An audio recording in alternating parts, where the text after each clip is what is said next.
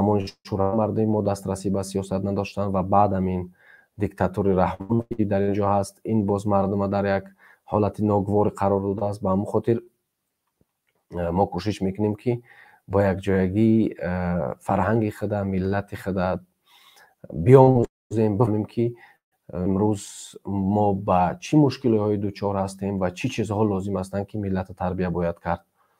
خوب، در اینجا بعضی کامنت های رو میخونیم که چی نوشتن. باز وقت نماز صبح هم میشه و انشالله که بعد میریم طرفی. رسلان شادیف: اکای منوچهر بسیارتر در سیاست بحث کنین، نه در دین. با کسی لازم است باید خودش جستجو کند برای دین آموختن و امکانات نکنند با کسی خودشان تحقیق. برادر عزیز، در برای منم به همین دیدگاه شما رو هستم. یعنی ما مردم سیاسی میکنیم چون که اگر هر یک نفر وظیفه دینی بگیره این کارم نمیشه. بعد من هم مثلا به همین عقیده هستم دوستان عزیز که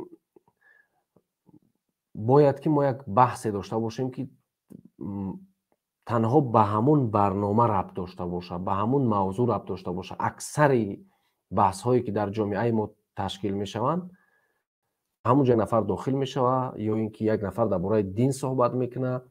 بله، دین خوب است، دین خیلی خوب است، اما امروز ما در یک شرایطی هستیم که مردم میتونن که آزاد دین بیاموزن. هیچ کس نمیتونه آدم بیا تحمیل کنه که بیا این دین قبول کی یا این دین یا دین دیگره. مردم باید آزاد باشن، خودشون فکر بکنن که همین چیز درست است یا که همین چیز درست نیست. و خداوندم طرف حضرت پیامبر صلی الله علیه و آله میگه که من میگه خطا برای دعوت روان کردگیم، هدایت او از ما است، دعوت بکن تمام. هدایت فقط خداوند خودش میتیه. به همون خاطر دعوت کردن با اون معنا است که هدایت در دست خداوند است. امروز مثلا ما وقتی که درباره مبارزه و درباره حقیقت صحبت میکنیم، اکثر مردم از ما میپرسن که شما چیکار کردین در تاجیکستان؟ ما در تاجیکستان کارهای زیاد کردیم. همین کاری که واضح کرده ایستادیم، همین هدفی که در دل مردم بیدار کرده ایستیم، ناموس، غیرت، همدیگر فهمی را با همدیگر بدون غضب، بدون حقارت صحبت کردن، همین هم یک خدمت است. خب باز چی کم میتره؟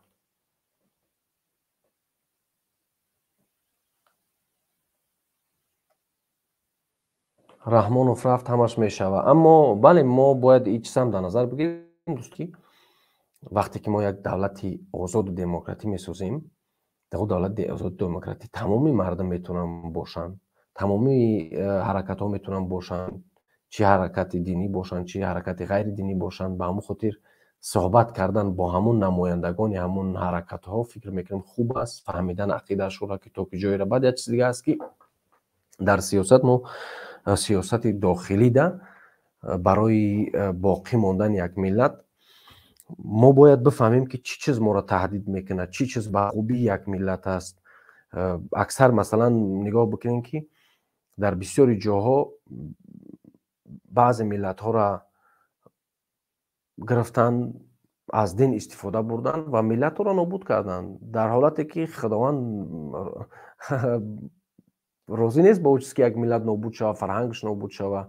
برای همون در قرآن هم گفتگی هستند که خداوند گفتگی است که انسان ها رو با همون چیزی بگین که همون چیزا میفهمن.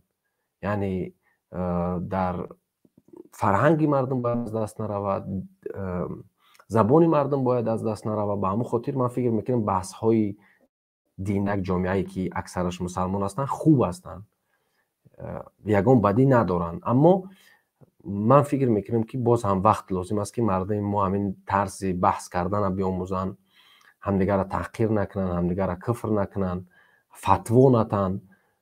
امروز اکثریت میبرن یک فتوا یک چیز میبرن، در حالی که اجازت نیست این کارا کردن. ما در همین جامعه ما در همین چیز آماده نیست در حال حاضر که یک چیز دیگر را بیارید بالاش بمونی بگو که این چیز باید قبول بکنید. جامعه را بله، امروز ما یگانه مشکلی که داریم همین است که مردم ما سیاسی نیست، مردم ما از سیاست دور است و مقصد دشمنان این ملت هم همین است که مردم ما را از سیاست دور کنن، مردم ما را بی‌سواد کنن. وقتی که یک ملت بی‌سواد میشه و وقتی که یک ملت گرسنه میمونه، دیگه فقط تمام فکرش تمرکزش مرکزیت، تمرکز به معنای مرکزیت دادن. چی معنا داره مرکزیت دادن؟ نه کمی علمی صحبت کنیم انشالله که بفهمین گپم. مرکزیت دادن، تمرکز کردن در سر یک چیز. مثلا تمرکز یک قوم در وقتش یک قوم از این فارسا بود که مرکز فقط به پیاله بود، همشون در دستشون پیاله میگذارن، در میانشون پیاله هستند، تمرکزشون به همین چیز بود. یا اینکه تمرکز یک انسان تنها به قلم باشه، نه، تمرکز ما باید در مرکزیت تمام همون مشکلات جامعه را بمونیم و درباره اونها صحبت بکنیم. و این چیز ما نمیتونیم از جامعه دور کنیم که یک نفر عقیده خودش داره. ما نمیتونیم که بریم بگیم که نه تو باید این عقیده نداشته باشی. یک جامعه صلح‌آمیز باید ما استراتژی سیاسی داشته باشیم که داخل کشور مردم تربیت کنیم که خطر برای نابود شدن یک ملت از بین بروه. اکثر ملت ها همین ملتشون از بین رفت. به همون خاطر ما فرزندان این ملت، ما نفرانی که میفهمیم، دیدیم تاریخ، خواندیم که چطور یک ملت از دست از نابود میکنن. مثلا بنگلادش شما نگاه کنین، بنگلادش هم از طرف پاکستان هم از طرف هندوستان تمام عالما و دانشمنداش از بین بردن، دیگه نمیتونه که پیشرفت کنه. به خاطری که اونها میخواستن یا اینکه بنگلادش داخل هندوستان باشه یا اینکه پاکستان. اینها همیشه در این باره بحث میکردن و تمام علما اینا رو از بین بردن، دانشمنداشون از بین بردن و تمرکز کردن در همو هدف خود. به هدفشون رسیدن. امروز بنگلادش یک دولت خیلی قشاق است و ما هم امروز در همون حالت هستیم. در این نصف شب صحبت کردن، درباره ملت گفتن، برنامه ساختن، این برنامه ها همش تمرکز بر تمام مشکلات جامعه هست که ما مشکل ما بفهمیم، راه حل پیدا بکنیم، تمام مردم سوال بکنیم. امروز مثلا ما وقتی که یک کشور دموکراتی میخوایم بسازیم، در اونجا تمام قشر جامعه میتونه که باشه، یک حزب میتونه اسلامی باشه، یک حزب دموکراتی باشه، اما سیاست ملی ما یک دولتی داشته باشیم، یک کشوری بسازیم که در اون کشور یک حزب یا اینکه یک حرکت یا اینکه یک چیزی که از اون ملت نیست، نه یا این ملت تمام هدفش از بین ببره، ملت سازی کنیم. و در همین راه ما نیاز داریم که با تمام مردم صحبت بکنیم. چه عقیده بگیم که افراطی داشته باشن، چه غیر افراطی. و یک نفر مثلا ما اگر او را افراطی بگیم، او میگه من افراطی نیستم، یعنی در عقیده او افراطی نیست، در عقیده ما افراطیه. به همون خاطر این وقتی که با جامعه، وقتی که با مردم انسان کار میکنه، خیلی کار سخت است و کوشش کردن در کار باید که تمام همون مردمی که از داخل هستن با چی عقیده هستن تمرکز شد در ساختن یک ملت باشه. روز اگر ما نگاه کنیم، از نگاه دین صحبت بکنیم، تمام همون دولت هایی که در خلافت بودن، خلافت اسلامی بوده، اوجا خلیفه ها بودن، امروز آدم های جدا جدا تشکیل شدن و ملت سازی دارن. و در حالت حاضره ما نیاز داریم به ملت سازی، چون که ملت ما ساختش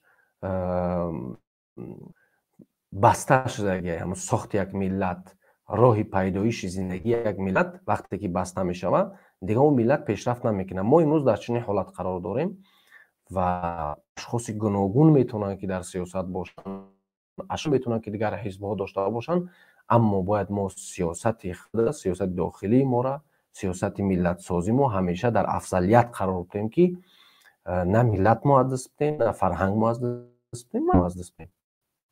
خوب، یک برادر نوشتن اسلام به ذات خود ندارد عیبی، هر عیبی که هست در مسلمانی ماست. بعدم یک شاعر میفرمان اسلام نه فقط صوم و صلات است، علم است و نظام است و حیات است. نظام و حیات، اکثریت ما باید بله دینداری جایش، اما استراتژی ملی باید داشت. تمامی دولت هایی که استراتژی ملی نداشتن، دولت ها رو از بین بردن که غصب شدن از دیگر دولت ها، از طرف دیگر کشورها. و ما باید در همین سمتی که امروز ایستادیم، سیاسی کردن مردم، فهموندن و آشتی داشتن مردم با هم دیگر، محبت و درخت سیاستی که واقعا برای مردم بتوانه خدمت میکنه، وقتی ما این درخت میخواهیم که سبز بشود، بسیار کارا در امروز من امید دارم و باوری دارم. یعنی هر صحبتی که میکنم من شما را یعنی نمیبینم، اما شما من میبینید در پیش دویم، در انهای خدمت را دیده ایستادیم، هم طرف شما نگاه میکنم، صحبت میکنم.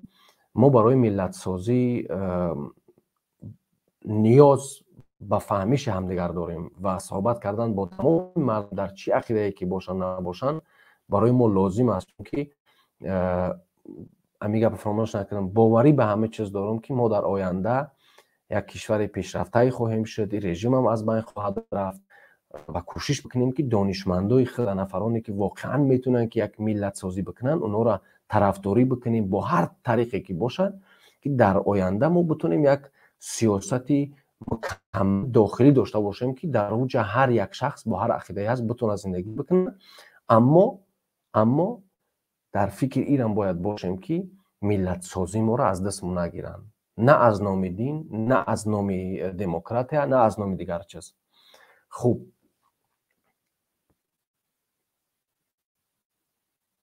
در اینجا یک برادر هستند که همه نمیتواند سیاستمدار شود یا ملا، ما باید علم آموزیم زیادتر.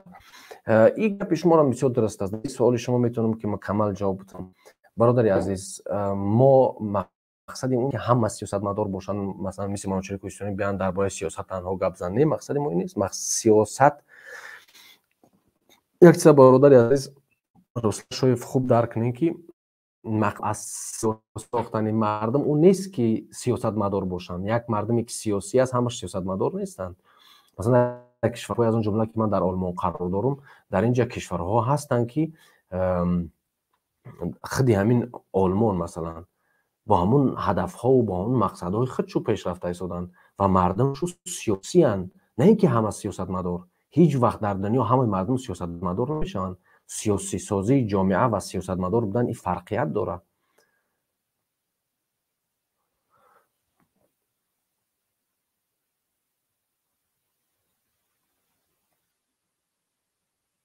در اینجا برادر شما چند فرزند داشتی؟ درباره زندگی شخصی من زیاد صحبت نمیکنم برادر عزیز، چون که نیاز ندارم به این چیز، اما فرزند دارم.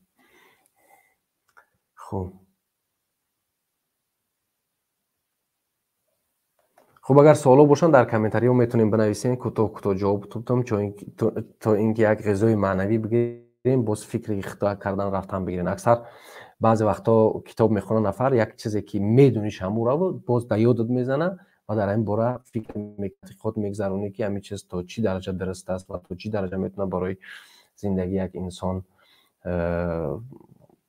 مهم باشه. تو اعضای کدام حزب هستی؟ برادر من اعضای یگان حزب حرکت نیستم. من یک برادر مبارز و دانشمند شما، خب طالب علم شما، دانشمند با تعریف نکنن. اینجا مردم میگن که تعریف کیس از خودشه. خب من در یگان حزب حرکت نیستم و در حال حاضر چون که شما میدونین تنها مبارزه برده ایستادم.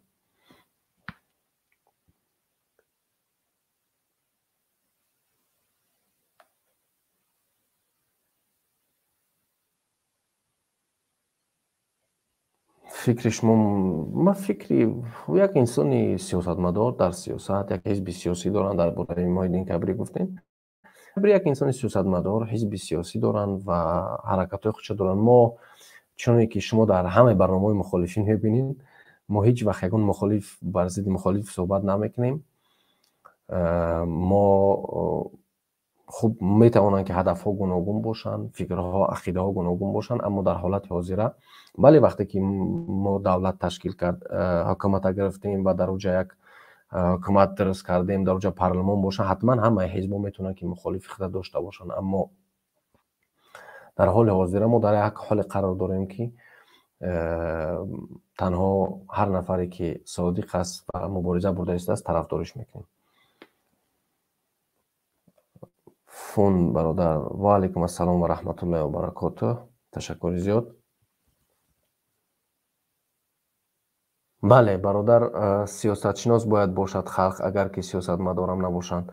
بله این گپ شما درست است. ما هم مقصد ما همین ایوازی بعضی ها شاید فکر کنند که مقصد از سیاسی ساختن مردم هم را سیاستمدار کردن است. نه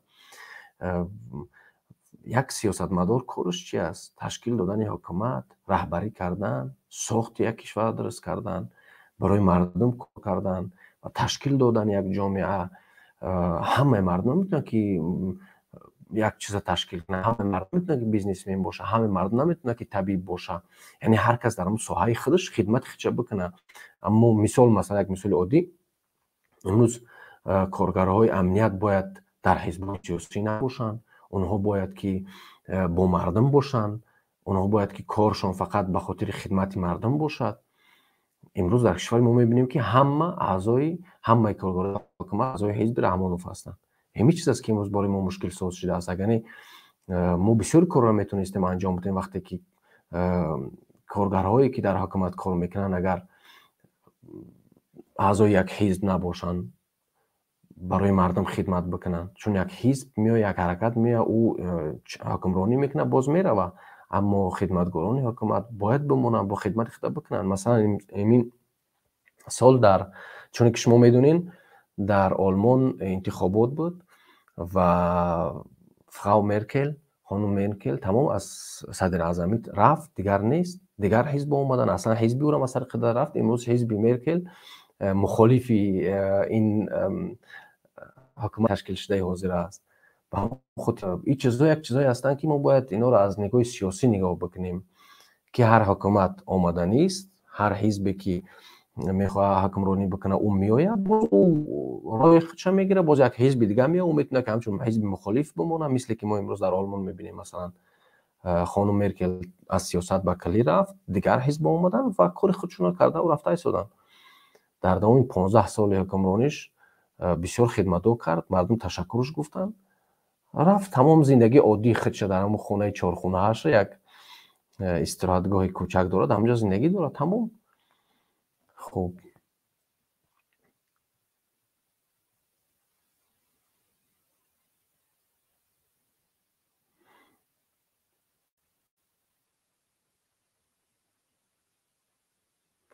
سیاستی که رحمان چیک دیکتاتور برده ایستاده است، مگر این گنسیل ملت بزرگی تاجیک است یا نه؟ فکر خودت میفهمم. سلام درود برادر عزیز آفتابی. سلام و درود از قزاقستانی آفتابی. برادر عزیز، ما بارها تاکید کردیم که سیاست این پیش گرفته رحمان گنسیل است. بله، ملت کشی است، ملت از بین بردن است. همین که فرزنداش بی تربیت میمونن. چی از تربیت؟ ما درباره تربیت صحبت میکنیم.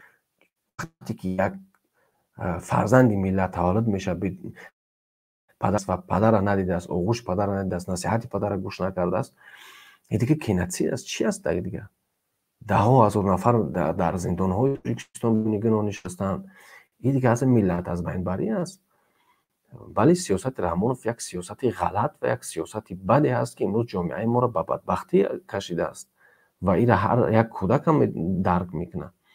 خب این برنامه میشه. من چه مقدار ما یک داریم، این همه رحمانوف است. ما اقتقاض داریم که همه مبارزان یک مجتمع ضد آقا جمعی.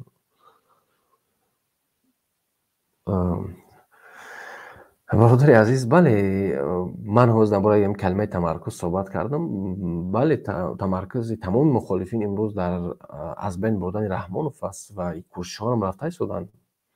یک مشت شدن مخالفین یک مشت هستند. این هر کس در مخالفت، این با اون معنی نیست که مثلا هر یک کشور با مخالف داره، مخالفین میتونن که مبارزه برن، اما با اون معنی نیست که همش بیان در حرکت باشن. نه دوستی عزیز، این از نگاه سیاسی هم بد است. باز هم میبره باید دیکتاتوری. اگر مثلا تنها 10 حزب باشه که در اون جامعه تا حال کشور دموکراتی نباشه، در اونجا حتما آزادی نمیاد. به همون خاطر گوناگون اندیشی و حزب‌هایی که مثلا حرکت‌های سیاسی هستند، حزب‌های سیاسی هستند که از همدیگر جدا هستند، اونا میتونن که باشن. من فکر میکنم که امروز مخالفین یک مشت هستند бали мардум мо одат дорад ки бибинанд ки ҳама дар як ҷо нишастан, ҳама бояд як гапа бизананд, гапи як каса гӯш кунанд. ҳамин аст мушкили асосии имрӯз мардуми мо, ки бифаҳмонем ки мо намехоҳем ки танҳо гапи як одам боша, мо мехоҳем ки тамоми мардум дар ҷо фикр ақида ихта дошта бошанд. ва ман розӣ ҳастам аз ҳолати имрӯза, ки ҳар мухолиф дар ҳамон ҳизб ҳаракати худаш боша, мақсадҳои худша пешкаш куна, барномаи худша пешкаш куна, ҳаракат куна. ва чуне ки шумо имрӯз мебинед, аксари ҳеҷ вақт хуб баъзе вақтҳо мешавад, ҳеҷ чиза намешавад ки нагуфт, аммо баъзе вақтҳо ҳаст ки шояд як нафаре аз як ҳизби сиёсӣ бошад бар зидди як ҳизби сиёсии мухолифи дигар суҳбат кунад. Корҳо мешавад. Имрӯз мо бинем аксарияти мардум, аксарияти мухолифин бо ҳамдигар як ҳастанд, агарчи ҳизбу ҳаракатҳошон дигар бошад. дилам реш аст барои миллати азизам. Чӣ кор кунем ки дасти кӯтоҳ дорам озодаи Тоҷикистон нестам, лекин имрӯз ин миллат мазлум дар доим нобудшавӣ аст. Бародари азиз, дилсӯзӣ танҳо наметавонад ки кӯмакгар бошад. Дилсӯзӣ танҳо ки дилат бисӯзад, тамом бояд ҳаракат кард, кӯшиш кард, ҳар коре ки дар роҳ метавонӣ ба хотири миллатат. бале имрӯз 90% мардум парвои ҳеҷ чиза надоранд, аммо ҳамун 10% аст ҳамеша ки мардум як миллат боқӣ. Вақте ки 10% набоша, ки барои ояндаи миллат фикр мекунад. Ман масалан дар як барнома доштем дар бораи Шириншоҳ Шотемур суҳбат кардем. яъне бо қалам тавонист ки аз Сталин хоҳиш бикунад ки як давлати ҷудогонаи мо дошта бошем, на ин ки таҳти Узбекистон бошем, автономӣ бошем. ба ҳамон хотир ҳамеша нафарҳое буданд ки ба хотири миллат мубориза мебурданд ва ӯ нафарҳои содиқ ҳастанд. яъне наметавонанд ки бетараф бошанд вақте дар ҷомеа зулм ҳаст. баъд аз ғалаба мо бояд ҳамаи кадрҳое ки дар ватан карданд баргардонем. баре бародари азиз, баргардонии кадрҳо як барномаи муҳим бояд барои ҳукумати оянда боша, ки тамоми кадрҳоро мо баргардонем. ман фикр мекунам бародари азиз, ина масалан ман худам як тоҷик аз Тоҷикистон дар Олмон қарор дорам. баъзе корҳое метавонам карда ки аз қафои зиндагим бошам, аммо мехоҳам ки дар ватанам бошам. ҳар коре ки мекунам дар ватанам бошам, дар пеши хештаборам бошам, дар пеши ҳамун забоне ки бо суҳбат мекунанд, ҳамун фарҳанги дорам, бо ҳамун фарҳангам бошам. вақте ки ман дар қаҳри Аврупо масалан бо пиёла чой менӯшам, ин ба он маъно аст ки ҳар як тоҷик ҳамин хел аст. аксари кадрҳое ки мо шумо дорем дар хориҷа, инҳо интизор ҳастанд ки ҳам як дигаргунӣ шава, як пешрафт шава, ки баргарданд биёянд. ҳатто ҳамун рӯсҳоеро ки ман дар ҳамин Олмон дидам, дар Тоҷикистон таваллуд шудагиянд, мегӯянд Тоҷикистон имрӯз хубӣ боша, мо метавонем дар соҳаи мутахассис ҳастем, мерем дар Тоҷикистон кору зиндагӣ мекунем. ва ҳамон хотир бояд як барнома ҳукумати оянда дошта боша барои баргардонидани кадрҳо. аммо ман фикр мекунам миллати мо як миллате аст, ки ҳамеша кӯшиш мекунад дар ватанаш боша. бале ҳастанд бо нафарҳои боғӣ ки аслан аз ватану миллат безор ҳастанд, аммо ба ӯно аҳамият додан дар кор нест. хуб ку дар чанд ҷумла бинависед. ман ки хоб нестам. шумо чаро хоб нестед дар ин нисфи шаб? чӣ сабаб шудааст ки шумо хоб нестед? ё ин ки дар кишварҳое ҳастед ки ҳозир субҳ аст, ё ки дар Амрико ҳастед ки рӯз аст, бегоҳ аст? чӣ аст?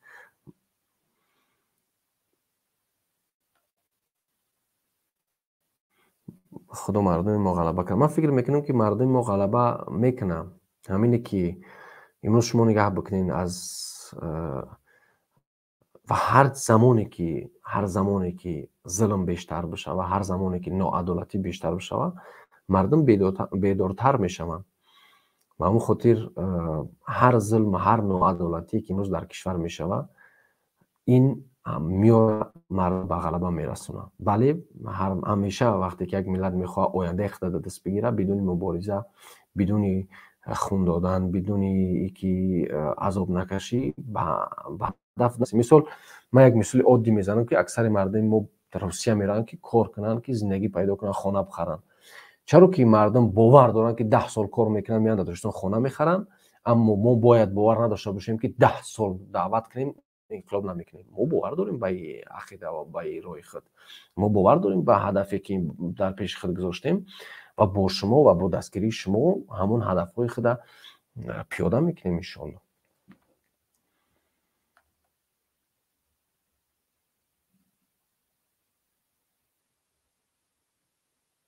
با فکرم از آلمان نمیاید. برادر عزیز، این فکری شما است، این فکری شخصی شما است. من ارج میگذارم، اما من حتما انشالله از آلمان میام در تاجیکستان و این صحبت اصلا یک صحبت باید میشد که ما هم تا آرام با مردم صحبت کنیم. وقتی که ما درباره وطن صحبت میکنیم، اگر تمام چیز دنیا برای ما در اینجا داده شود، تمام چیز دنیا را اگر برای ما بتن، بازم میخوام که یک زمین، یک خانه خدمت هم کوهستانی خودم داشته باشم که همین صبح که از خوابت بیدار میشه. من همیشه پزمان کوهستان هستم مردم، بخدا میدونم که زیاده از 15 سال شد که من در تاجیکستان نیستم و از 17 سالگیم در جستجوی حکومت قرار دارم. ما از الحمدلله از خوردیم بر ضد حکومت بدم و انشالله که خداوند امام تا که برای تا هدف رسیدن باشیم بر ضد این ظلم و همیشه بر ضد ناعدالتی باشیم. همیشه میخوام که یعنی در دلم هر صبح که بیدار میشم میفورم که با لهجه خودم میفورم که هم چهچه بلبلا را بشنوم، همون تیرزه خانه را باز بکنم که در اونجا در پشت خانه‌مو گلاس بود، اون گلاس میگیم. انا هر وقتی که صبح میشد همون خانه‌مون از سنگ درست کردگی بود، خوب در کوهستان، و دیوارای کلان هم داشت. هم تیزچه‌های میده که وقتی که باز میکردیم تابستان در جا گلاس ها ریختگی بودن در پشت خانه‌مون بود. اگر که از یادم نرفته باشه گلاس های گوشتی داشتیم. بلبلا همیشه میچیدن، همیشه آوازی بلبل بود، همیشه آوازی پرنده ها بود. باز در پشت خانه‌مون یک عریقی، یک جوی همت زیبا بود که آب میرفت. با لهجه ما میگن که ناوردون داشتیم که آب میریخت. من همیشه با همین امید زندگی دارم، یعنی که بعضی در تاجیکستان باشن همین چیزا رو حاضر داشته باشن، اما من میخوام که در تاجیکستان باشم که آزاد باشه و در اونجا همون فکر، همون عقیده ای که من دارم با همون عقیده‌ام زندگی کرده بتونم. نشوه که من مثلا فکری آزادی خدمت بگم یک نفر بیا به من تهدید کنم. من نیستم بر آن زندگی که در اونجا سرخمی باشه، در اونجا یک نفر تحقیر کرده شوم. من میخوام یک زندگی داشته باشم که زندگی سربلندانه داشته باشم، زندگی سربلندانه باشه. به همون خاطر کمی با احساسات بعضی وقتای پروکاسیونی وقتی که مردم میتن مختم عادتا هم خیلی سوالو میپرس. دوست دارم گوشه وطن، من دوست دارم درم کوهستانی که بزرگ شدم دوست دارم. هر قدمی که میگذاشتم در یادم هست، هر احساساتی که در کودکی داشتم در یادم هست و با همین امید، با همین هدف زندگی داریم که روز شب که سربلندانه با همون چرچه بلبلا را باز همون تیرزه خانه را باز کنم که گلاس ها ریختن در پشت خانه که از اونها استعمال بکنم. یعنی وطن این یک چیزی نیست که ما و شما بیم با 4 کلمه و با 4 جمله درباره وطن گپ بزنیم. وطن برای بعضی ها تمام دنیا شه. احساساتی نمیشم. برای من وطنم تمام دنیا ما، تمام امید ما، تمام زندگی ما. من با همین امید زندگی میکنم. اما با اون امید نیست که مثلا ما باید فقط زیق باشیم و گریه کنیم مثلا تمام دیگه زندگی تمام شده است. نه، زندگی ادامه دارد. الحمدلله زندگیم سربلندانه رفته شده است. احترام دارم در همین کشوری که هستم. در 4 سال آخر در آلمان الحمدلله زبان آلمانی را برادرایی که در اینجا هستند آلمان میدونن با یک سطح خوب یاد گرفتگی هستم. اما باز وطن بازگر است. یک برادر دایی میگفت که این وطن چیکار میکنه؟ او وطن تمام فقط مشکلات است. ما میخوایم که او مشکلات را برطرف کنیم که دیگه مردم ما نگه که او وطن مشکلات است و هر کس بتونه در همون زمین خود در خانه خود زندگی کنه. خب برادر فون میخواد منو چه یگان تجهیزات تکنیکی یاردم کردم میتونیم. خب اگر بخواهیم بله بسیار تجهیزاتی هستن که من نیاز دارم با او چیزا. شما میتونید که کمک کنین یگان جای عیبش نیست، یگان جای ایزاش نیست.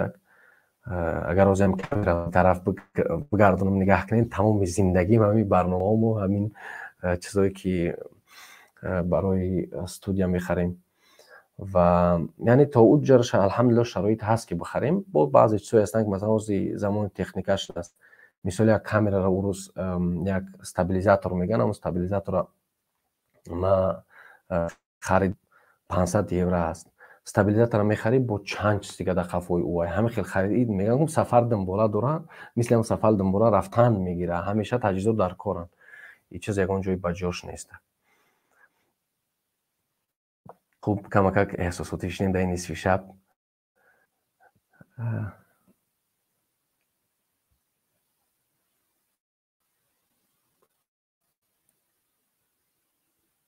برادر فون شما در همینجا همین لینک برنامه را میگذارم، میتونین که داخل بشین. برنامه که تیار شد میتونیم صحبت کنیم. همینجا گذاشتم، شما میتونین که در اینجا داخل بشین، بعد برنامه صحبت میکنیم. یعنی برنامه را تمام میکنیم صحبت میکنیم اگر که بخواین. خوب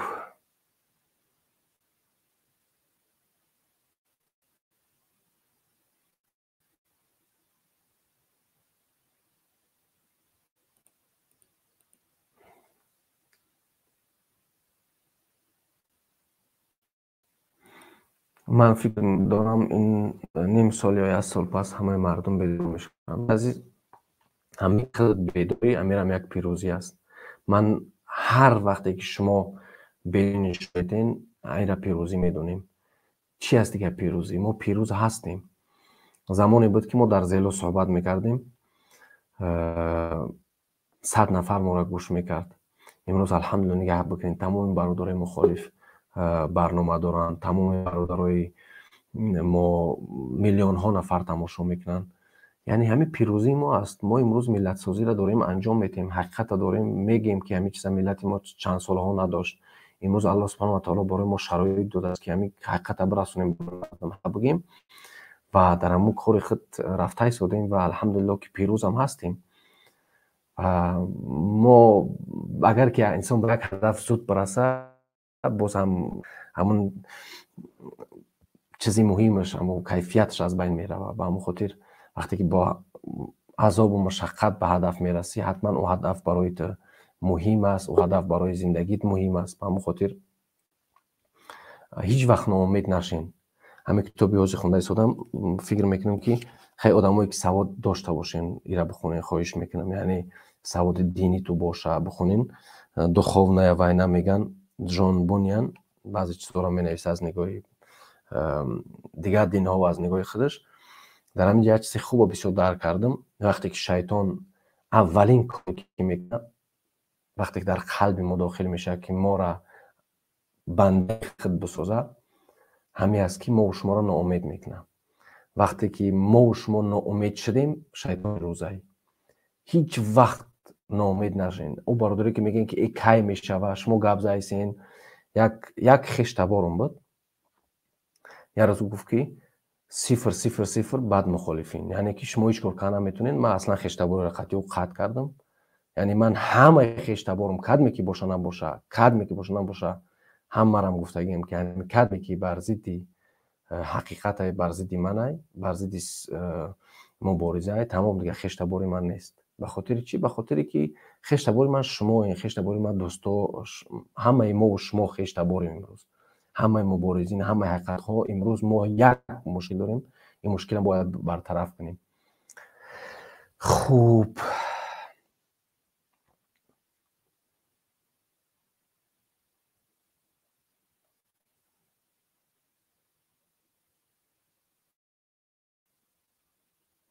منوچه برادر چی فکر داری محل گرایی بین تاجیکانی که بخشش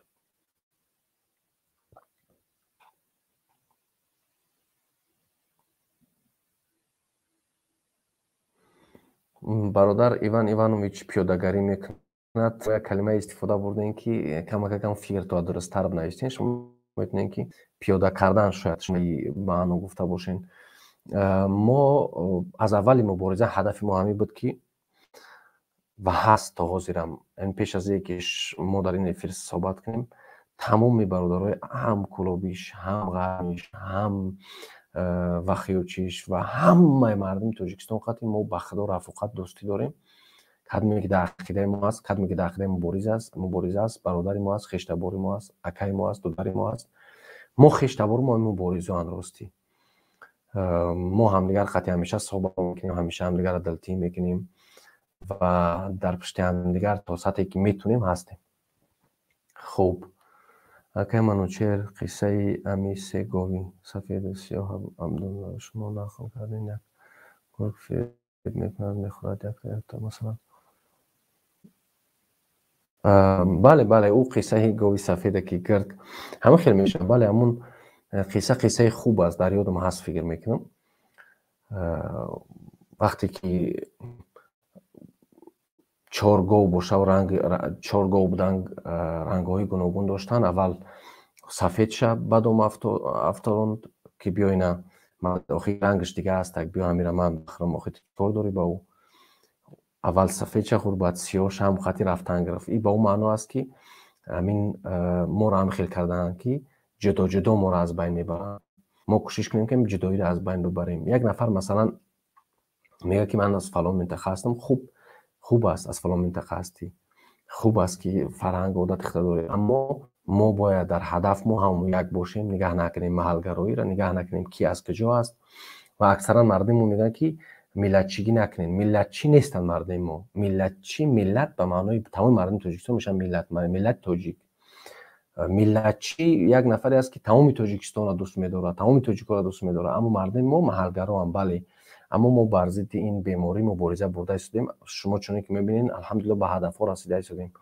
امروز ها می‌بینین که هم کلوبیش صحبت میکنه، هم غیر کلوبیش و هم غرمی و بدخشانی و تمام سوقدی و تمام مردم تاجیکستان کوشش دارن که به اون هدف خود برسن و در بسیاری احزاب‌های سیاسی هم حزب‌های سیاسی هم دیده می‌شود که همه از یک منطقه نیستن، همه بگیم که غرمی و بدخشانی نیستن، همه مردم تاجیکستان و این الحمدلله فکر کنم در مخالفین ما این چیزا تونستیم که پیروز بشیم بر خواستی دشمن. یعنی ما دشمن نگذاشتیم که به خواستی خود برسه، به همون خاطر مبارزه را همیشه میبریم. یاد داشته باشین در این کانال من یک جا توی شدگی بود، معرکه توی بود، من در اونجا صحبت کردگی بودم. شما میتونید چک کنید، اینک سخن با مردم بدخشان داده شد.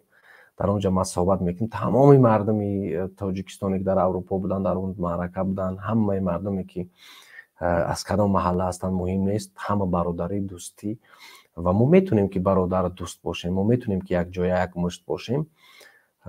ما کاری نکنیم که دشمن از ما استفاده بره بگه که فلانی خوبه فلانی بده. نه، همه مردم منطقه همه محله را مردمش خوب و بد داره. ما باید تمرکز در حقیقت در راه مبارزه کنیم. خوب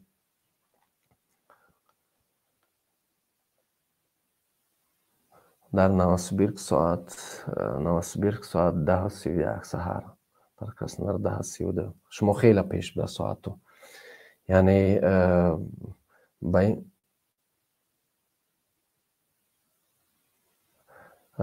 در اینجا برادر نویسش که شیطان وجود ندارد اما چیزی میشه و خودش میکنه. من نمیخوام در اینجا بحثی شیطان انسان کنم، اما از نگاه علمی من رشید برادر میتونم بگم که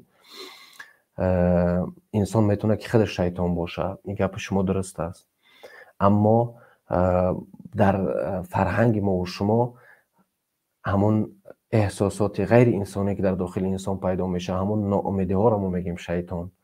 با اون معنی نیست که شیطان یک چیزی فیزیکی موجود باشه و بیاد داخل اون نفهم دهنش بدروه. نه، همون از یک نگاه از نگاه دینی بگیریم، خب شیطان وسوسه میکنه، شیطان هست از نگاه دین. اما اگر از نگاهی که شما شاید دین قبول نداشته باشین، از نگاه علمی برای شما بگم و از نگاه ملی برای شما بگم که ما همچون یک ملت فرهنگش خیلی میفهمیم، دینش خیلی میفهمیم. شیطانیت به معنای او هست که انسان همون چیزهای منفی در وجود هست بیشترشون میکنه همون فکرها و همون ناامیدها را بیشتر میکنه، همین را میشه شیطانیت بگوی. به همون خاطر برادر رشید شما شما دوست دارین که بحث دینی بکنین، اما ما امروز نیاز به بحث سیاسی داریم. خوب، ماشاءالله، بارک الله فیکم، ماشاءالله، بارک الله فیکم. به خاطر الله دوستانه داریم، میخواهیم همدیگر را از پیش بینیم، دست همدیگر را افشانیم. به نهایت سخنهای جالب گفتی برای خانه‌تان، چهچه بلبلا.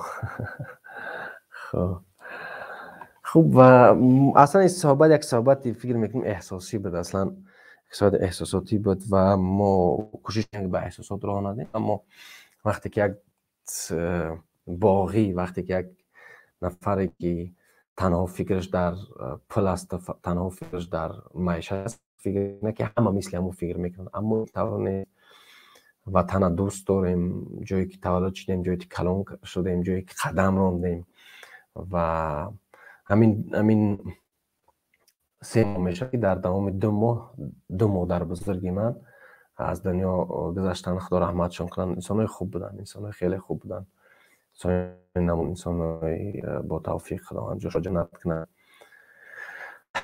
چون که شما میبینید ما در همون رحمانو سخت کردگی که ما با خشتبار و با حتی پدرم با من صحبت نمیکنن، یعنی با گفت چون از بحر من گذشتگیان، به خاطر که خوب خودتون میدونید در تاجیکستان چی گپ است. به همون خاطر بسیار گپ زیاد هم دوست است. گپ اگر بزنی اومدن میگیره و دیگه بس نمیشه.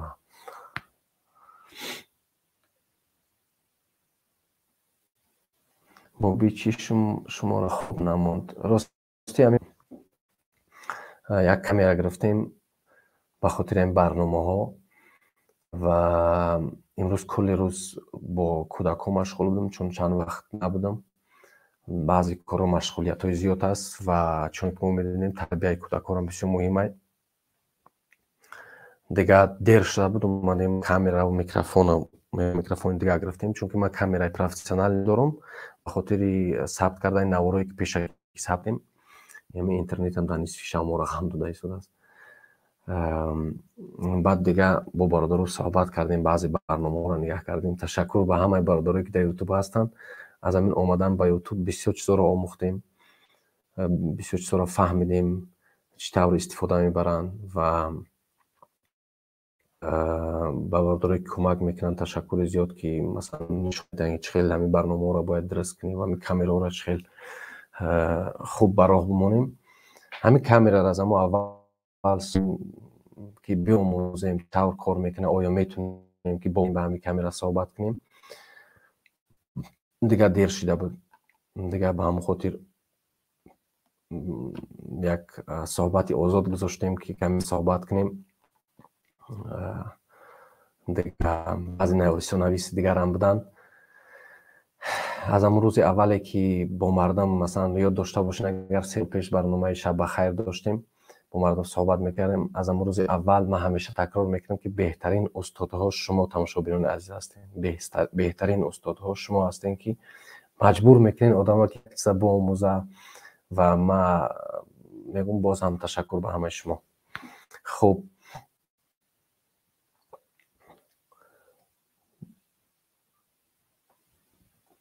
اگه منوچهر اصلا زیغ نکنم، ما همه وقت خوش میکنیم در برای شما باشیم. شما بهترین برادر عزیز، شما هم بهترین هستین.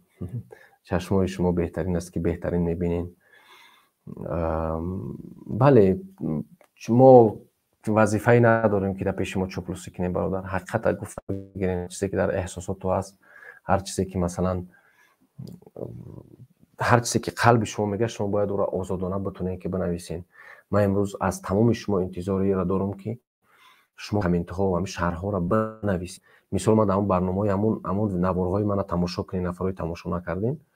در اکثر برنامه‌ای که آخر داشتم 3-4 سوال گذاشتگی هستم و در همونجا من امید از شما دارم که شما شرح بنویسین، یعنی با یک جمله اکتفا نکنین نوشتن، چون خود من وقتی که شروع کردم به نوشتن و فکر عقیدهش انسان وقتی که می نویسه بسیار مهم است که انسان بتونه که فکر عقیدهش در بالای قلم بیاره. اکثر مردم شاید بترسن شرح نوشتن، شما نترسین، شما بنویسین فکر عقیده خودتون در هر باره که باشه.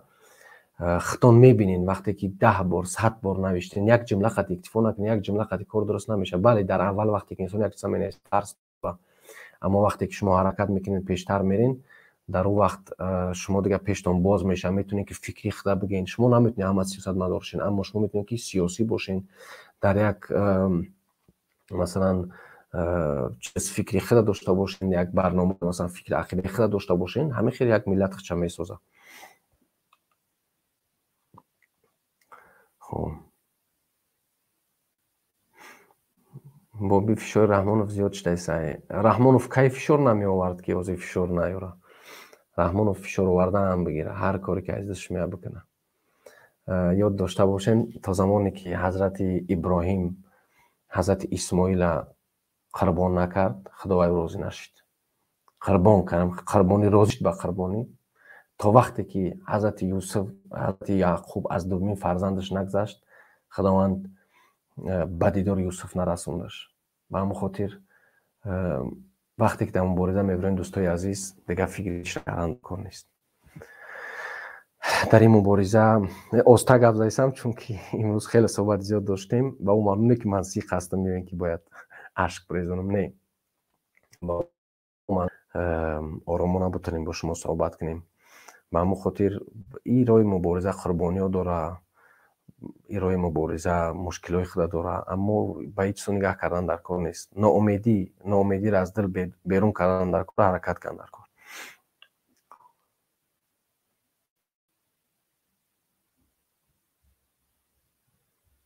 خب تشکر زیاد برادر حلبل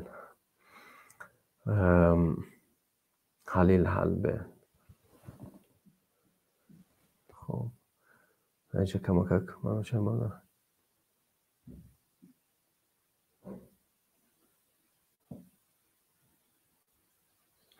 منوچهر برادر عجیب هست. هم فی سوال خیلی خوبه. منوچهر برادر عجیب است. میبینم یک مبارز سوگند به قلم ماند، موضوعش رو سبب چی شد یا که کدام فکر در سرت آمد این نام رو گذاشتین برادر؟ یعنی در همین بر مبارزه، در مبارزه که وقتی قدم گذاشتم و از اول من از تعلیم، از درس خارج شدم، در مبارزه اومدم، دیگر نتونستم که از درس بس کنم و با هم درس ها با رفتیم مبارزه بردیم. و قلم هم یک چیز سیاسی است. اکثر مردمی که سواد دارن چطور میفهمن، بعضی گفتن که ای قلم شرک. برادر عزیز، اینجا سوگند به قلم به معنی نیست که من سوگند میخورم قلم. این به معنی سوگند به قلم این یکی از معناهاش هم دوستای عزیز از نگاه من که ما بیاییم با قلم مبارزه بریم، با قلم مبارزه بریم. و این معنی نیست که تنها درباره کتابخوانی و درباره بگیم که شعرخوانی صحبت کنیم. اکثر مردم قلم رو به همین معنی میفهمن، اما در دنیا اگر ما نگاه بکنیم، قلم با اون معنی هست که پیشرفت در همه ساحه. و خواستم که این برنامه یک برنامه باشه که ما هم تنقید کرده بتونیم و هم بعض برنامه علمی داشته باشیم. مثلا مثل که من شما رو گفتم، بسیاری کلمه‌ای هستن که مردم ما همین کلمه ها رو نادرست استفاده میبرن. ما همین کلمه ها رو مردم میفهمیم، فهماندهی میکنیم و هم در برابرش مبارزه هم میبریم. و مقصد دیگرش این بود که ما امروز اگر تمام قوام و در باره رحمانوف گپ زدن بگذاریم، ملت به تربیه میمونه. ما هم تنقید میکنیم از نگاه علم و هم میفهمونیم که در اینجا بازیچ ها اومدگی نیستن که فقط تنقید کرده بتونن. نه، ما برنامه داریم، ما برنامه سازی میکنیم، میخونیم، میآموزیم و همه خونده مردم یک جایه در بحث میگذاریم. مقصد همین بود.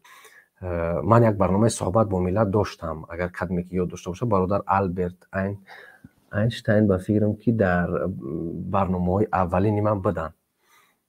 برادر از برادرایی هستن که زیاده از چند سال میشن که در یوتیوب من هستن. تشکر زیاد برادر البرت.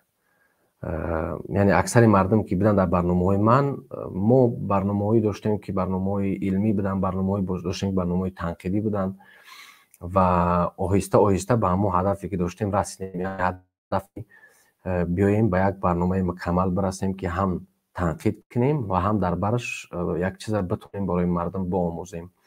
چون که کاری نکنیم که مثلا شاید که مبارزه اگر 10 سال دوام بخوره، در دوام 10 سال ما نمیتونیم که تنها درباره رحمانوف گپ بزنیم.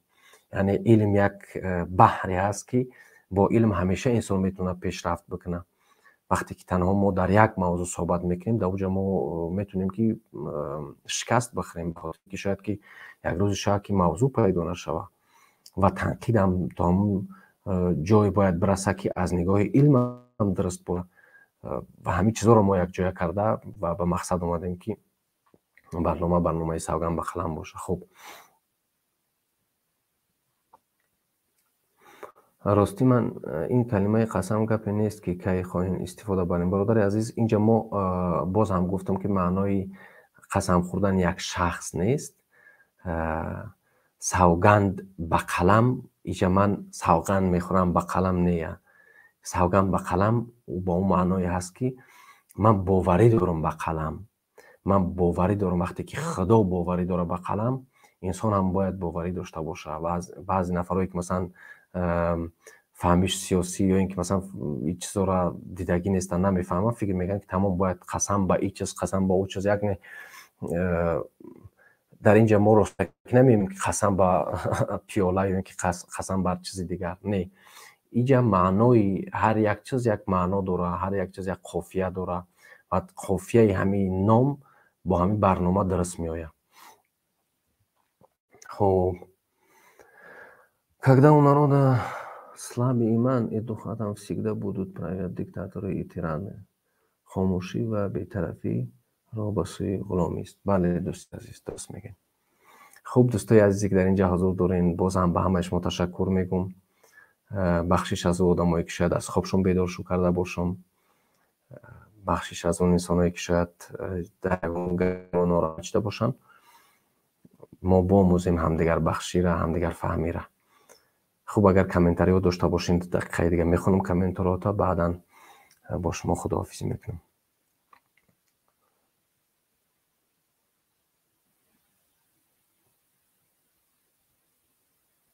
بدخشان بفرمایید برادر سالتون.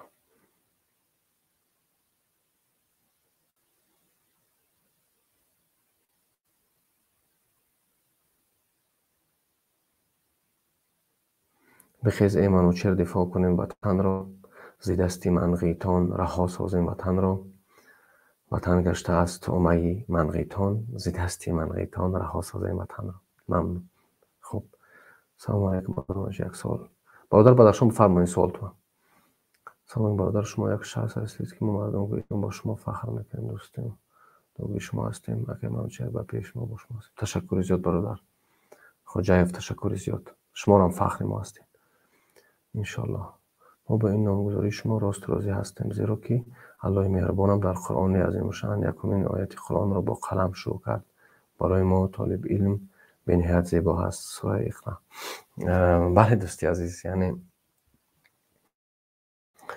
قلم یک چیزی هست دوستی عزیز که هم دیندار هم غیر دینی چیز قبول داره.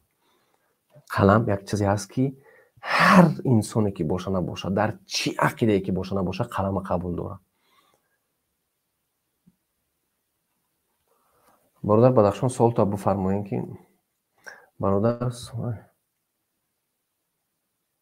مراد برادر فکر نکنم سوره اقرا باشه، در سوره نون باشه. نون و القلم ما یسترون شاید باشه برادر عزیز.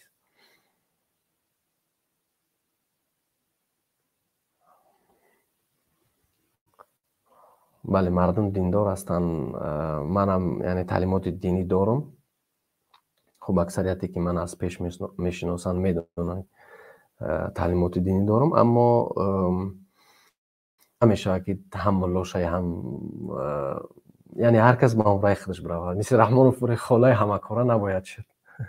در سر طبق میشینه، مزه چش در سر دیگ میروه، پوور در هر جایی که میروه اون وظیفه را برای خود میگیره. در دانشگاه میروه معلم، در سیاست میآید خدشه پیشوای تمام پیشواها اعلان میکنه. همین است که ما شما را به همین روزای مشکل آورده رسانده است.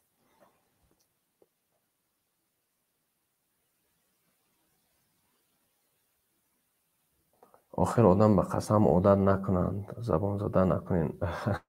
برادر شما نجات، در همین برنامه من شاید بعضی وقتا 6 ساعت صحبت کنم. چند بار دیدین که من قسم خورده باشم؟ یعنی اگر که تماشا کرده باشین من در کجای دیدین که قسم خوردم؟ منم زید هستم وقتی که مردم زیاد قسم میخورن. قسم خوردن زیاد در کار نیست، اما مفهوم منطق خفیه این نام او بخت چه برادر عزیز. ما در اینجا هم اهل قلم و هم زیایان کشور، هم دانشمندان و هم سیاستمداران، همه را میتونیم یک جای گرد بیاریم، همه را میتونیم یک جای جمع بکنیم. ما تمرکز تنها باید به یک گروه نداشته باشیم. قلم یک چیزی است که نه مخالفه میترسونه نه غیر مخالفه.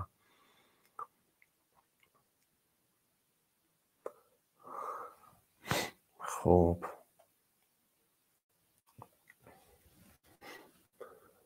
خیلی دوست میدارم وقتی که سوال میکنین. من خودم اصلا از زمان کودکی به همین سوالی آموخته هستم و همیشه دوست میداشتم که مردم سوال کنن و من هم سوال کرده بتوانم.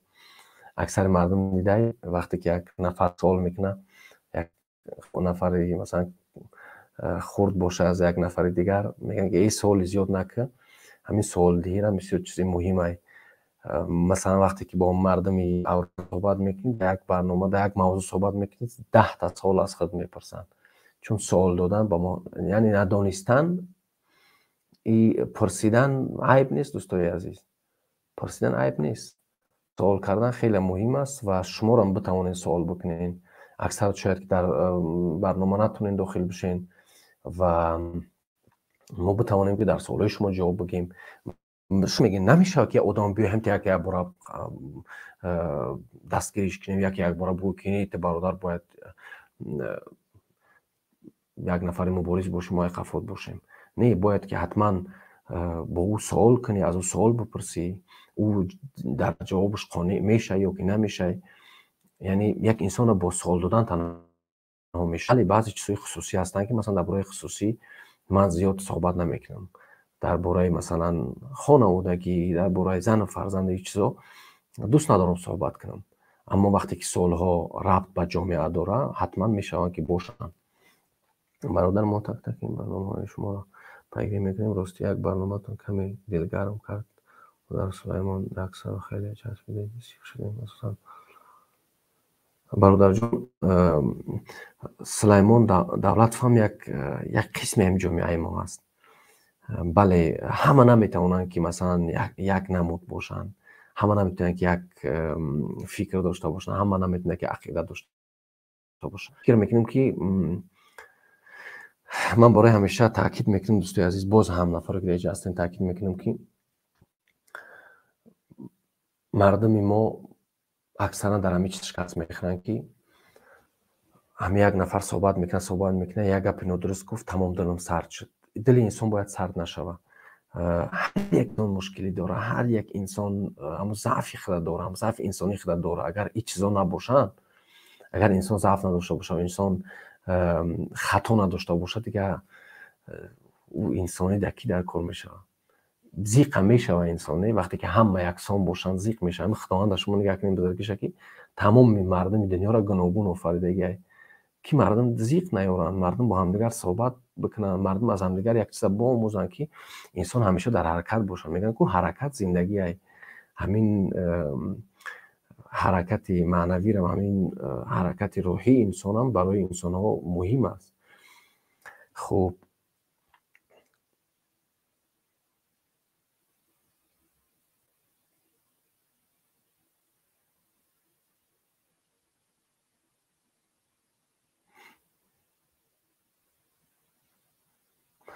агар байни Русия ва НАТО ё Амрико ҷанг шава, ҳоли тоҷикон дар Русия будагӣ чӣ мешавад? Бародари азиз, ман дар ин барномаи охироне ки Савган ба Халам буд, бидурӯин тамошо кунед.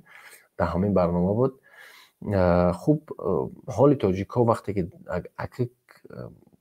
дуо мекунем ки ҷанг нашава. Агар ҷанг шава, яъне агар ки Русия мисол ба Украина ҳамла кунад, дар он ҳолат ҳоли тоҷикҳои Русия хеле бад мешавад. Хай худтон ба ёд биёред 2014, 2015, 2013 чӣ қадар пул мегирифтем ба Тоҷикистон равон мекардем, 2015, 2016 чӣ қадар пул. Ҳамин санксияе ки ҳамин шӯравиро чӣ хел шикаст доданд. Ҳамин шӯравиро санксия қатъи ҳамаи тараф ҷиқиданаш дигар шикаст хӯрд. Ба ҳамон хотир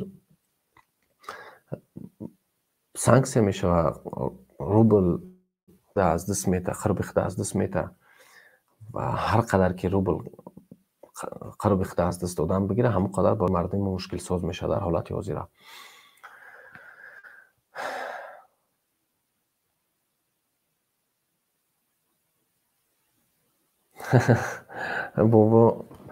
боби қалам бо найза дили душмани доноро шикоф мекунад. Бале бародар Алберт, бале.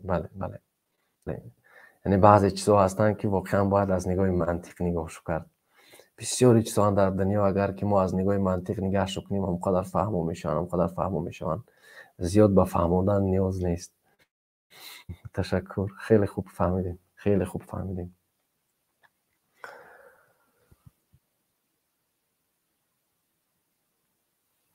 бародар ҳамин чин дар Бадахшон часп дохтааст аз ҳамдар васеътар мефаҳмонад, зеро мардуми тоҷик аз ин хабар надорад.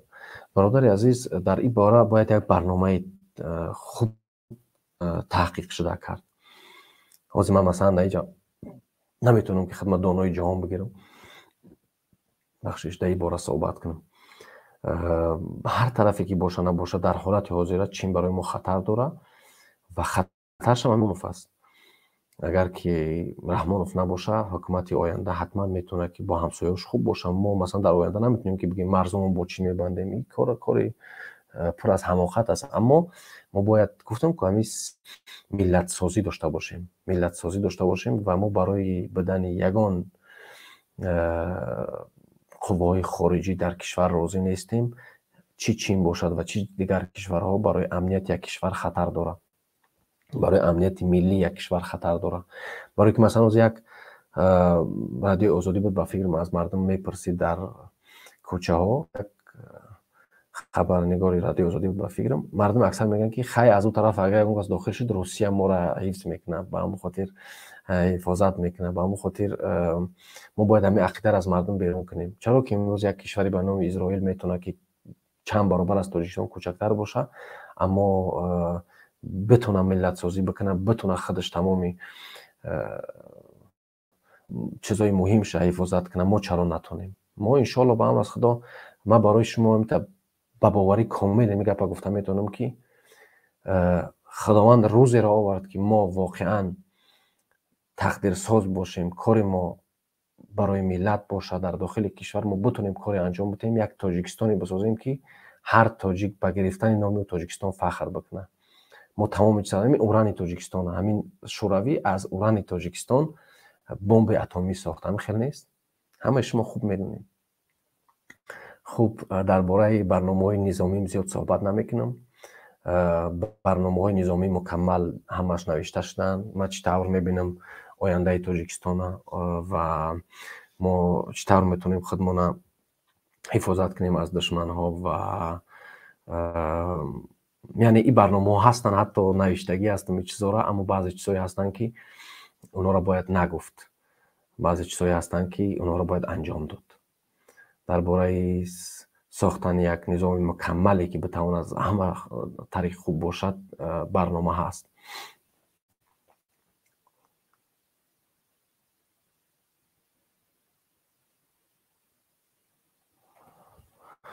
ҳамин як бародар Бадахшон чӣ суоле дошт, ба фикрам дига ҳамин суол гуфта аз барнома хориҷ шуд, ё ин ки агар суола навишта бошад дӯстон кӯмак кунед. хуб,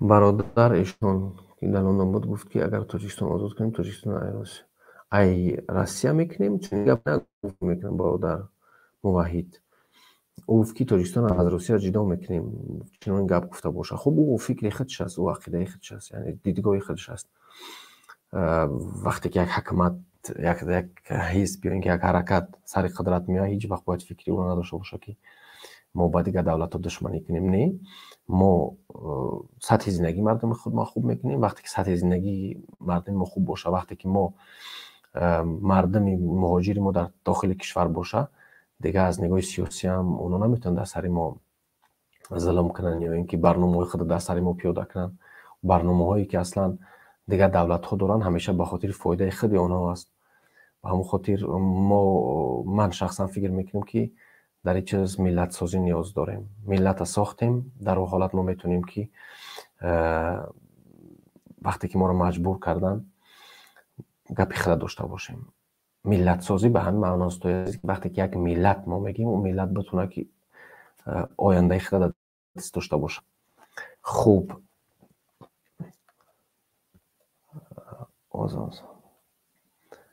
خیلی صحبت کردیم نه برادر عزیز خیلی صحبت کردیم خیلی وقتم دیر شد و در ما دیگه صبح شد انشالله که به نزدیکی یک چهارمغز دارم در پیش خونم متاسفانه در چهارمغز بلبلم نمی نشینه چی خاصیتی دارم چهارمغز بلبل نمی بینی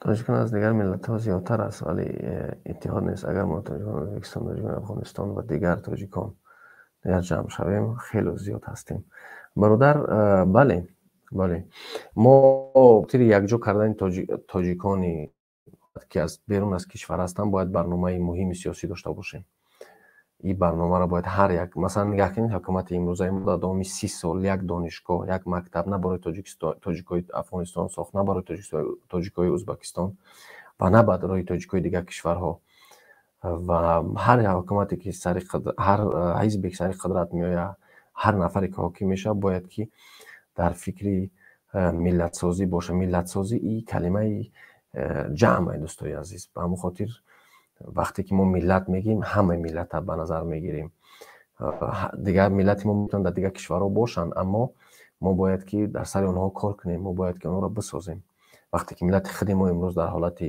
ناساز ناجور قرار داره ما دیگه یعنی ملتی که در داخل کشور است دیگه مردم تاجیکی که در بیرون از تاجیکستان هستن نمیتونیم اون کار کنیم در اینجا یک نفر پرسید که برنامه درباره چه این برنامه هم کامنتری شما را خونده ایستادم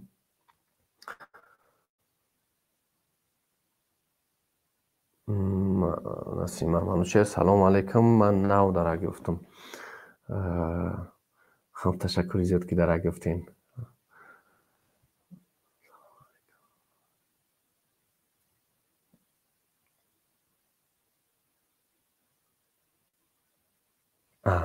در پیش چیزی زرد چای یک قسم یک رومال چای هست که در بالای چای گذاشتیم که چای سرد نشوه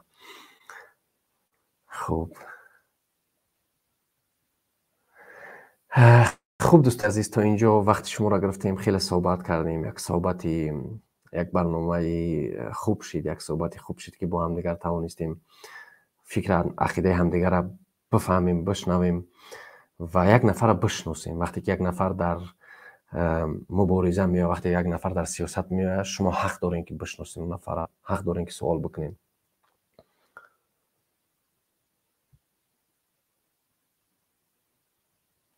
منوچهر میخواهم خیر خوش نکنین اما چی علاج خیلی سوال و جواب خوب بود میخواهم که این خیلی برنامه ها زیاد شود تشکر زیاد دوستی عزیز سوال جواب میکنیم انشالله همون برنامه‌ای که داشتیم 3 سال پیش همون برنامه را پیاده میکنیم و کوشش میکنیم که من در همین فکر هستم که یعنی یک فکری دارم که فکری شاید جالب باشه مثلا نفرایی که واقعا میخوان سیاست بیاموزن سیاست چی است و چی راهی وجود داره اگر صحبت علمی بخواهند داشته باشن حتما میتونیم از نگاه علمی از نگاه فرهنگی با صحبت داشته باشیم سوال بکنیم اکثرا در همون برنامه صحبت با ملت که زیاده از 30 سال پیش من ثبت کرده بودم تماشا کنم برنامه را، در اونجا من سوالای برادران رو میخوندم. بله طریق آنلاینی نبود اما در سوالها جواب میگفتم. همیشه برنامه ها فکر میکنم خوب است که ما در سوال همدیگر جواب داشته باشیم. اگر جواب نداشته باشیم میگیم که نمیدونم هم بسیار علم خوبه. خب انشالله که صدام خوب میاد، بسیار پست گپ زده شدم. سلام علیکم. چه شما ترقیاتی تاجیکستان در چی میبینید؟ سلام برادر عزیز، من ترقیات تاجیکستان در کادرها و نسل جوان در شما میبینم. ما یک کشوری هستیم که خیلی جوان زیاد داریم. من ترقیات تاجیکستان در متخصص و دلسوزان این ملت میبینم که در قلبشان، در زبانشان، در حیاتشان دوستداری وطن، محبت وطن در دل دارن و ما اگر بتونیم که واقعا یک عدالت اجتماعی داشته باشیم بسیاری کارا را میتوانیم بکنیم. مثال عادی، ما اگر در همین راهسازی بتونیم موفق بشیم که تمام تاجیکستان قدر کلان هم نیست بتونن که بدون مشکل به مرکز بیاین و به دیگر شهرهای کلان که هست بتوان اومده. مرد دیگر مثلا حکومت تمام 30 سال یکم برنامه برای آباد ساختن دیه ها نداشت. آباد ساختن دیه ها مثال عادی، من یک فرد کوهستانی هستم و در زندگیم دیدگی هستم. ما در خانمون 3-4 سیب میگرفتیم، همون سیب میپوسید تا دوشنبه را بردنش همون پول ره کلاش نمیشید. مثال عادی. اگر امروز مثلا در ناحیه من در اوجه بقایه رسیدگی هستم، راه های درست نیست. فصل سرما عذاب اذیت دارن، دایره هست، پل ویرون میشوه و مردم همون محصولات داخلی که دارن، همون چیزی که میتونن داشته باشن همون رو بتونن بدون مشکل بفروشن و راه های درستی باشه که در اوجه مردم بدون مشکل مثلا از بسیاری ناحیه ها ما یک اتوبوس نداریم که مردم مرز بروند بدون یکی پل زیاد بتن. همینا رو همش از طرف میتونیم که ما برنامه سازی کنیم که مردم محصولات خود بفروخته و تمرکز میکنیم. مثال عادی، ما اکثرا در کوهستان سیب زیاد است، انار در دیگر جاها مثلا ما انار داریم. مثال عادی بگم که برای همه ما شما فهم است. ما میتونیم که مثلا در همون دهه‌ای که زیاد سیب میروید در همون کارگرد مثلا ساختن آبی همون سیب داشته باشیم که مردم داخلی بتونن که کارخونه های خردی خود داشته باشن که بکنن همون که خودشان دارن. مثلا ما خیلی چهارمغز زیاد میروید، همین چهارمغز زیاد داشته باشیم. در از وقت شوروی از چهارمغز همون داشته باشیم وفلی میختن، همون وقتی که از همون بسیارش از چهارمغز ما میتونیم که مردم در همون که زندگی میکنن در همون جا. مثال ما نگاه میکنیم که در فلان جای کوهستان چنین کار کرده میشه، فریاد میکنیم مردم اونجا را متخصص در اونجا میگیریم که متخصص با اون مردم صحبت بکنه که فلانی فلان کار کرده میتونه. از بودجه دولت ما برای اونو سرمایه گذاری میکنیم که این کارا شما در دوام این وقت بکنین. ولی در اونجا میگذاریم چند متخصصی که در این ساحه خوب میفهمن، متخصصی که در خارج کار کردن، متخصصی که واقعا کار خودشون خوب میدونن. ما میگیم که مثلا من خطا میپرسم که برادر از کجایی؟ میگوی که من از مثال میگن که من از فلان ناحیه هستم، ناحیه مثال 5 پیسته دارم. بله، برای بیشتر کردن پیسته باید چیکار کرد؟ مثال اگر ایران نگاه کنین، تنها ایران ترکیه نگاه کنین، از همین تنها فروختن پیسته چقدر فایده میبینن این مردم. پیسته تاجیکستان بهترین پیسته است، امروز در اروپا پیداش کردن نمیشه. ما همین چیزا نمیتونیم به خارج بیاریم. چرا؟ چون که اون برنامه نداره حکومت. وقتی که ما یک نفر مثلا در کوهستان زندگی میکنه، در اونجا اکثر مثلا سیب یا دیگر چیزهایی که چهارمغز دیگر چیزها میگم کارگرد همین کرده میتونی ها. ما دیگه تولیدات داخلی را که زیاد کردیم، مردم هم چیزایی که از خارج میخرن سورانا میخرن. مثال در قمسنگیر لیمون زیاد میشوه، ما میگیم که برادر عزیز شما این کار خوب کردن میتونین هاینا میگذاریم متخصص سرمایه گذاری کردیم بیاین سرمایه تا بگیر کار تا بکن. بله در اونجا ما میگذاریم نفری که تفتیش بکنه نگاه بکنه که تا چی درجه اون نفر موفق است. همین مردم ما اگر آزاد باشن برنامه‌های زیاد برادر عزیز. اگر ما در برنامه‌هایی که در فکر ما صحبت بکنم وقتی زیاد میگیره. مثال عادی در یک دهه در اونجا بسیاری کارو کرده میشه. زمین‌های کشتی زیاد داره. از اون زمین‌ها استفاده برده نمیشه. یک دهه خرد زیاد نیاز به 4 تا تراکتور داره. میاین هم مردم دهه را میپرسین کلان تو کی فهمیش کردم زیاد فلانی بیاین که صحبت کنیم چی چیز برای شما نمیرسه. مثلا فلان میگه که برای ما این 4 تراکتور در کاره 4 تراکتور چیکار میکنین؟ 4 تراکتور ما میگیریم برای فلان کار استفادهش میبریم، برای راهسازی استفادهش میبریم، برای مثلا این نگاه کنین اما با این طویل کوی کلان است از طرف بگیم که شگناو است از این طرف سری خسار است از همین دهه ما بالا میشه 4 کیلومتر پس اون طرف سری خسار میشه. ما میتونیم که مثلا یک راهی داشته باشیم که مردم سری خسار بتونن که آزادانه به اینجا بیاین و مردم رفت آمد داشته باشن. راهی مردم که باز باشه دیگه مردم در اونجا میتونن که ترقی کنن. بسیاری که شاید مردم خرجان بتونن مردم دیگه جا نتونن اگر که راه باشه همین راه ها را بیپل کردن. مثل آلمان همیشه وقتی که من در داخل آلمان میشم در اینجا راه ها را به اکثر مردم شما میدونین همین با اقتصادی همین خیلی فایده زیاد است. خیلی فایده یهان گفت آوردگی است به اقتصادی این مردم. یعنی برنامه ها زیادن دوستای عزیز برنامه ها زیادن میشه. کشور ما را میتونیم در دوام 10 سال یک کشور بسازیم که نفرم تا کلاه شده هم سرش بمونه و قفوی کارش بشه و هم فرزندش در پیش هم مکتبش در پیشش و هم ما کاری نکنیم که تمام همون متخصصایی که در ده ها هستن اونا را بیاریم به شهرانه. هر کس در همون جای خودش باید پیشرفت کنه. هر کس در همون ساحه خودش پیشرفت کنه. مثلا روبروی خانه ما یک کانی نمک است که در وقت گذشته بابی و گذشتگی های ما از اونجا نمک می آوردن با خر با اسب و اینا کی بی جمیلش میگن فیلم در حوض کبود میگن در بالای همش نمک است. مثالی عادی اون نمک همیشه که استفاده بری بگیری از اونجا بیاری که حداقل هم مردم همون ناحیه صاحب کار شوند. ناحیه ما مثلا ما تیلا داریم و مازوت داریم. این مازوت در طویلره هست دوستای عزیز. هم مازوت استفادهگی است سالها قطعی کارگر چه نمیتونن چیکارش کنن. بسیاری چیزا میشن. هم تالی استفاده میبردن در بالای آغلاش مردم اگر یاد داشته باشین اونا رو میشوه که مثلا بگیری از همون مازوت استفاده بری بسیاری کارو کرده میشوه. مثلا همون دریای خینگاب که هست تیلا داره اکثر مردم نمیتونن کارگر میره کنن 4-5 دهه را یک کارخانه میسازی هم مردک میره کار میکنه و هم میایه زندگیش پیش میبره. بسیاری برنامه‌ای هستن که میتونیم پیاده کنیم. یعنی در باره برنامه سازی و پیشرفت کشور فکرهای زیاد دارم دوستان.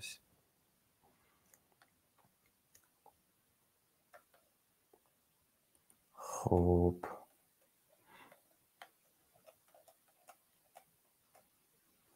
من شهروند روسیه هستم همچون شهروند تاجیکستان هستم اما تاجیکستان مرا برای کمی ریش داشتن جریمه کرد. نه برادر شما نمیتونید در روسیه شکایت کنین. شما میتونید تنها در تاجیکستان شکایت کنین که شکایت رو قبول نمیکنن.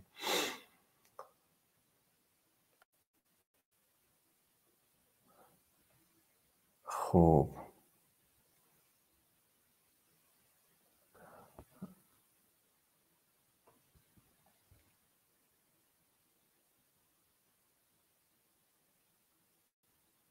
بله تماشا کردم برادر بدخشانی که در روسیه صحبت کردن. خیلی صحبتی خوب.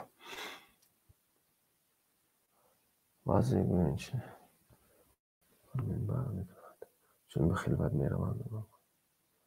برادر عزیزی که واعظان در جمع شرکت میکنن خطا نوشتگی هستین سپرتن خوب کدام واعظا هستن در خلوت هم کار ما دیگه نیست. خلوت هم سیاست درباره پیشرفت کشور صحبت میکنیم. خب ҳозир дар кӯҳистони мо зиндагӣ хеле ҳам душвор ҳаст. Роҳ нест, свет нест, зимистон аз барфи зиёд роҳ маҳкам мешавад, техника нест, хеле душвор.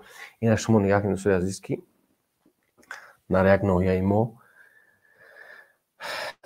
мо ки зиёда аз 2 коргард аз корхонаи коргарди тилло мавҷуд аст, ҳадди ақал ҳамин ҳукумат натонистааст ки 10 та ҳамин трактори барои роҳ сохтан, барои барф руфтан барои мардум таҳия бикунад. мисоли оддӣ барои шумо мегӯям. ин чизоро мо ташкил мекунем иншоалло. мо ҳама хеле мекунем, ки не масалан Швейтсария, ман дар Швейтсария будам, агар ки иншоалло бошад, наворои зиёд дорам, хеле наворои зиёд дорам аз тамоми кишварҳои аврупоӣ. дар Швейтсария будам, як роҳа дидам дӯстои азиз, ҳамин шух мегӯем, сангҳои калон калоне ки часпидаам бо ҳамдигарро шух мегӯем. дар ҳамон як роҳҳои сохтагиам, ки мардум зиндагишро дар ҳамон кӯҳистон зиндагӣ мекунанд, ҳаловат мебаранд. мо масалан фикр накунем, ки бародар танҳо дар бораи кӯҳистон барнома дорем. Не, дар бораи шаҳрам барнома дорем. Ман худам дар шаҳр зиндагӣ мекунам, дар шаҳрҳои калон калони дунё зиндагӣ карда ҳастам. як кишвар не, 5 кишвар не, 10 кишвар не, зиёда аз 20 кишвари дунёро рафтам, дидам шаҳрҳои калонша. И шаҳрсозиро мо бояд барнома дошта бошем. аммо гуфтам ку ҳар кас ҳамон мавзӯи худашро бештар хубтар мефаҳмад. хуб, дӯстои азиз, ҳар қадар ки зиёд суҳбат мекунем, ҳамон қадар мардум зиёдтар мешаванд. бале, бозам дар ҷа нафарот дохил шуданд. ҳар касе суол дора, метавонем ки суолҳои худтонро дар ин ҷа бинависем дар комментҳо. иншоалло ки то ҷое ки метавонем ҷавоб медиҳем. агар надонистем мегӯем намедонем. бале, ин як суҳбати озод шуд, ки комментҳои шуморо танҳо бихонем.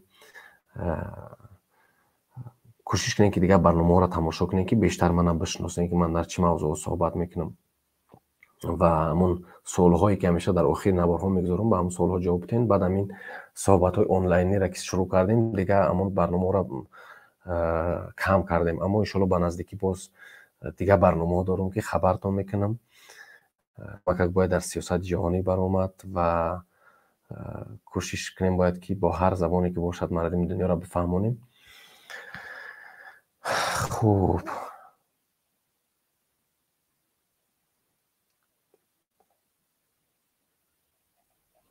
ман каме интизор мешавам, як-ду суол бикунед. ман дар суолҳои шумо бинависем суолотонро, ки дар суолҳои шумо битавонам ҷавоб дошта бошам.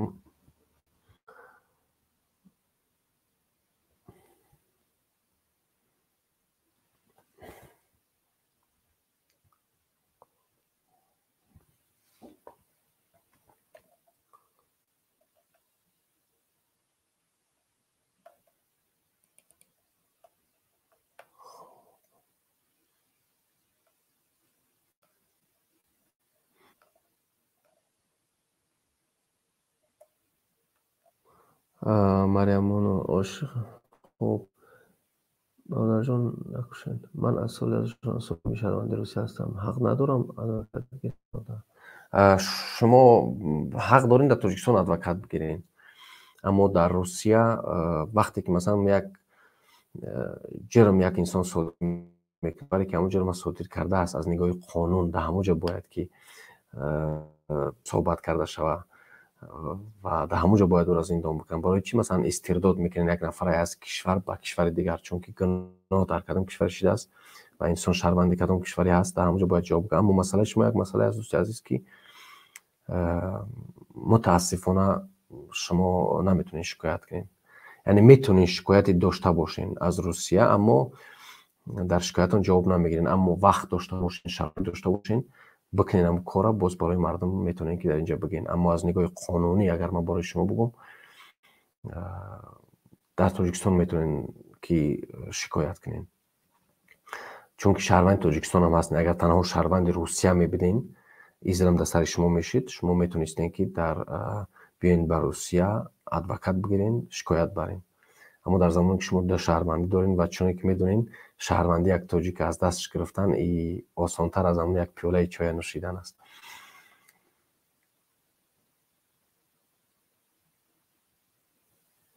ака чӣ гуна номро мешавад ки қарзҳои хориҷаи Тоҷикистонро пардохт кард? аввалаш ки дӯстои азиз, در بسیاری کشورها ما میبینیم که وقتی که یک حکومت دیکتاتوری از بین میره، یک حکومتی که قرض زیاد گرفتگی است، دیگه مردم باید به یک جایگی با همون راه پیدا کنن که قرض را بتن. اول ما کوشش بکنیم که یعنی هر شرطنامه ای که کشور حکومت رحمانوف که پرزیدنت حقیقی نیست، دیگه پرزیدنت جعلی است که خودش پرزیدنت کرد، یعنی بعضی قانون اساسی برآمد و قانون اساسی را عوض کرد. ما میتونیم که از نگاه قانون همون شرطنامه بسته با دیگر کشورها را باز یک بار دیگر نظر سنجی بکنیم آیا برای کشور ما فایده آور هستند یا نه، و از همین طریق از کارگرد خام کشور و کارگرد محصولات خام کشور بتونیم در داخل کشور کارسازی بکنیم و آماده بکنیم و اقتصاد بالاتر بریم که قرض را بکنیم. دوستی عزیز، یگان راه دیگه نداره. اقتصاد خوب میکنی، قرض نمیگیری، بله هر نفر میتونه که سرمایه گذاری کنه. ما انشالله با هم از خداوند هم روزآور که سر قدرت بیاییم، از بسیاری کشورها میتونیم که سرمایه جلب کنیم. کشورهایی که مثلا هستن کشورهایی که زمینی ما را میخوان، ما با اونا نمیتونیم که بگیم که شما سرمایه گذاری کنین و در تحت کنترل اونها باشیم. ما با هم کشورهایی که نویترال میگن با زبان، یعنی کشورهایی که مقصد زمینی ما را گرفتن ندارن، مقصد کشور ما را از بین بردن ندارن، با همون کشورها میتونیم قرارداد داشتیم و همون تکنیکای هم را استفاده بریم و یعنی اقتصاد کشور را بالا ببریم. در این حالت میتونیم که همون قرضهایی که گرفتن، همون قرضها را خوب نگاه میکنیم تا چقدر قرضها قانونی بدن. قانون با اینو صحبت میکنیم، یعنی در بعض حالت ها میشه که از نگاه قانون بگو که قرض وجود نداره، قرض کی گرفته است، در کجا استفاده شده است. ما نیاز به کادرهایی داریم که اینا رو همه تشخیص بدن که قرض خیلی گرفته شده است، در کجا استفاده برده شده است.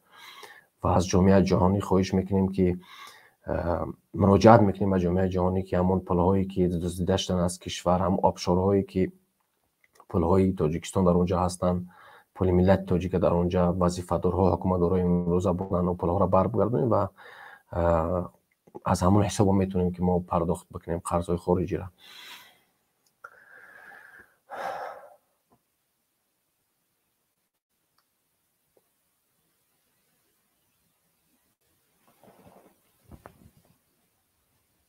احمد علی: بله دوستی عزیز، انشالله میکنیم. همین سوال جواب ها خودتون بیشتر میدونین، اکثریت که دیگه منم میشناسین. من کوشش کردم که همون سوال های بیشتری که شما مینویسین در تمام همون کامنتاری ها و شرح مینویسین، همون را بخونم، نگاه کنم که چی سوال ها بیشتر شما مردم دارین و الحمدلله که سوال های بهترین هم هستن. من در سوال های دینی زیاد جواب نمیدم دوستای عزیز، بله علم دینی دارم، زبان عربی هم میدونم صحبت کردم مثل زبان تاجیکی نه، اما زبان عربیم خوب است. اما بیشتر کوشش کنیم که درباره اقتصاد کشور، درباره سیاست کشور صحبت کنیم که برنامه ما همه تنها تمرکز به یک چیز نباشن. خوب برادر من این ولی نیست و بزرش کرد دیرکتاری چون منصف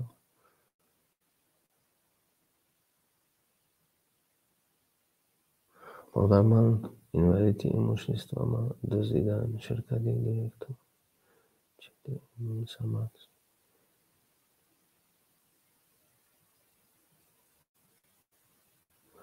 شما اول میرین وکیل میگیرین.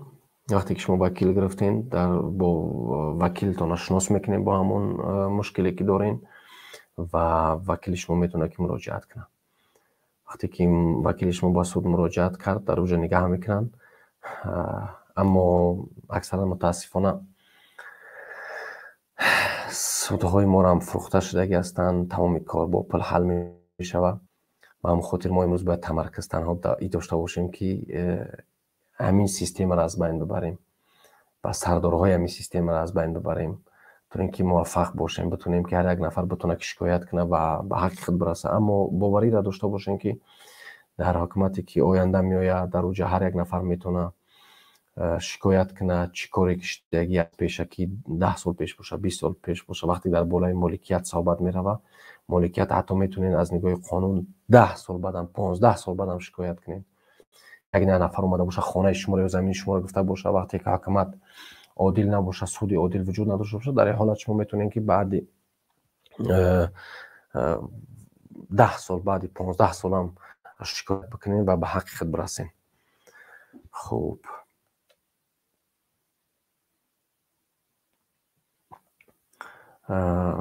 نسیمه منوچهر بسیار خواهش می‌کنم یک هفته 2 مرتبه برنامه کنید. تشکر زیاد خواهر عزیز. کوشش میکنیم یک برنامه سوال جوابی داشته باشیم که با مردم صحبت کنیم.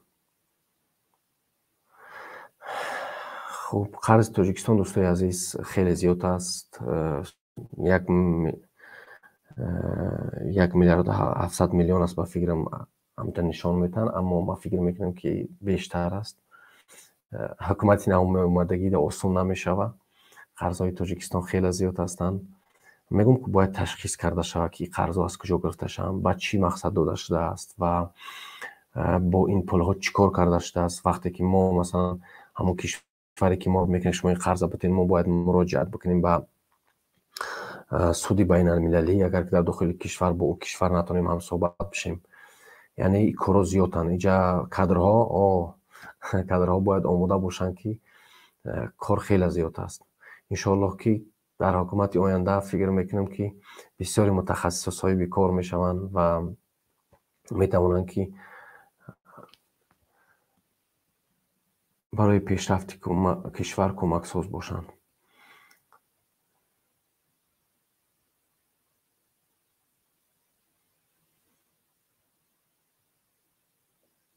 سه میلیون 700 میلیون 370 میلیون. خب من فکر میکنم قرض تاجیکستان خیلی زیاد است. از اونی که شما نوشتین از این قرض کرده زیادتر است.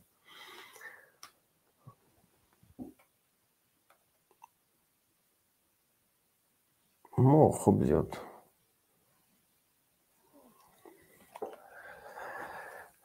خب بازم سوالا باشن، یک دو سوال دیگه را جواب میتیم انشالله. باز اگر منوچهر به فکر من دیگر امکان ندارد که ما پولی دوزیدگی این اویله متاسفم بخشش. اگر منوچهر فکر میکنم دیگر امکان ندارد که ما پولی دوزیدگی این اویله خود کامل را برگردانیم، زیرا که تو رو مار کردن امکان هست برادر عزیز، امکان همیشه هست. تا خوب تا همون قدری که میتوانیم برمیگردونیم. این با من نیست که ما تنها باید فکر ما تنها تمرکز ما باید تنها در باره این باشه که این پولا رو جمع کنیم. قرض نمیگیریم. و یک چیز خوبی دیگه، یک خبر خوبی دیگه برایش گفتم، همینی که اکثر مردم مثل من که با آلمان اومدن و دیگر مردمی که در دیگر کشورها هستن، اینها خیلی میتوانن برای ملت خدمت بکنن. ما مثلا میتوانیم که مثال زبان آلمانی برای من مثل زبان مادرش است. ما میتونیم از آلمان استفاده بریم، سرمایه گذاری کنن در بسیاری جاها، میتونن سرمایه گذاری کنن در راه، در ساحه برق و در بسیاری چیزا. ما میتونیم که از آلمان کمک بگیریم با ما سرمایه گذاری کنن. قرض نیست، سرمایه گذاری کنن، هم فایده خودش ببینن، هم مردم ما در هم صاحب کار میشن، هم صاحب فایده میشه دولت. و همون خاطر تنها با برگردانیدن پولهایی که دزدیده شدن، بله ما نمیتونیم قرض خود کنیم، اما باور کنین که این خانواده زیاده از 20 میلیارد دلار دارن، کم 20 میلیارد دارن. این مرد یک آدمی کارگری عادی که دستگیرش میکنن یا داشته باشن، در خروج یک نفر دستگیر کردن 100 کیلو طلا از خانش پیدا کردن. یعنی شما خیلی فکر نکنین که با پول نداره، اینها میلیاردها پول دارن. ما اگر نصف این پولا رو گردونده بتونیم، هم میتونیم که خود ما از این پولی برگردونده در اکثر کشور سرمایه گذاری کنیم و هم میتونیم که قرضا را بسپاریم. خب کدام راه بهتر است، ausbildung یا ما فکر میکنم ausbildung خوبتر است دوستی عزیز. ausbildung خوبتر است ماهید.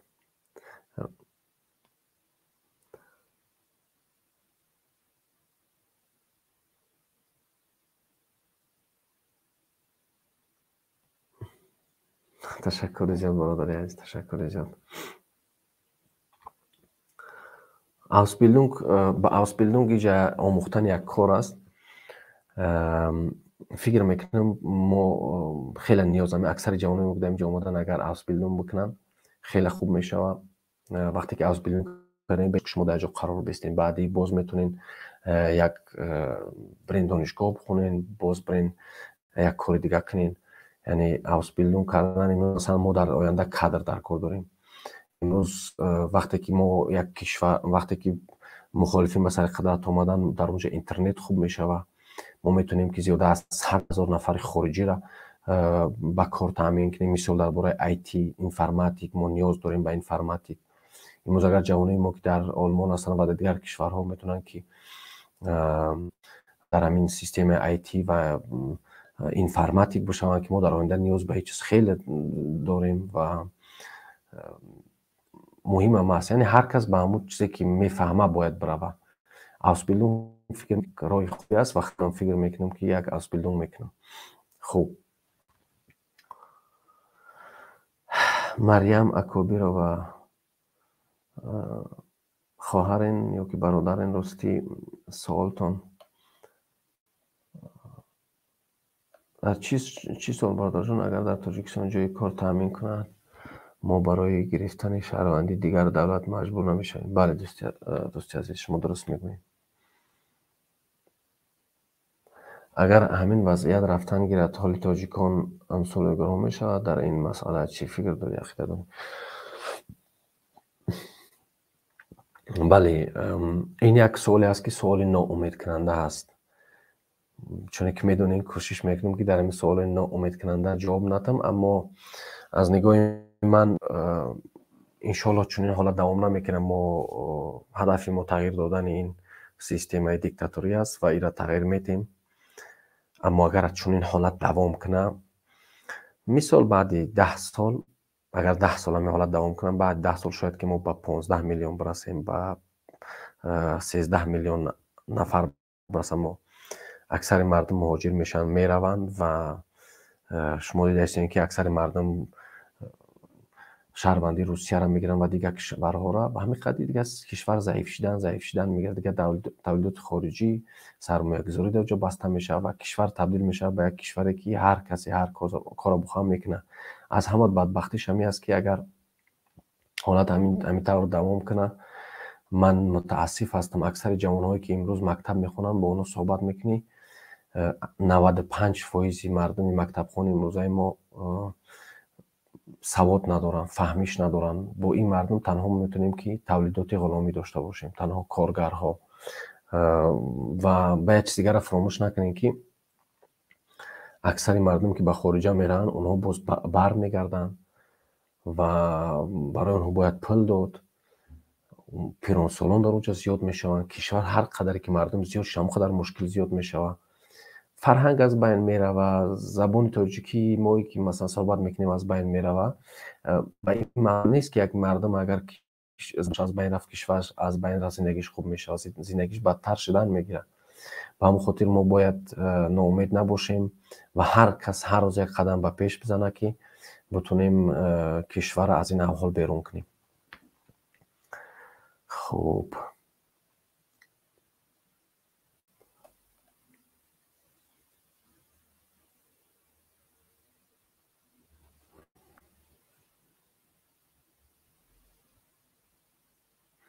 بله یکی منوچهر ما باید میان را سخت بندیم و از پای آبادی جدید تاجیکستان شدیم و بوی این پول دزدی این آیله نشویم. نه، گپ درست است، این گپ درست است، اما این یک بخش از کار است دوستی عزیز. یعنی این بخشی کار همی است که یک نفر، این نیست که باید فقط کارمون این باشه که پول دزدی را بریم. بله پول دزدی را ما باید برگردونیم، اما برای پیشرفت کشور هم باید کاری کرد. گپ شما درست است عزیز.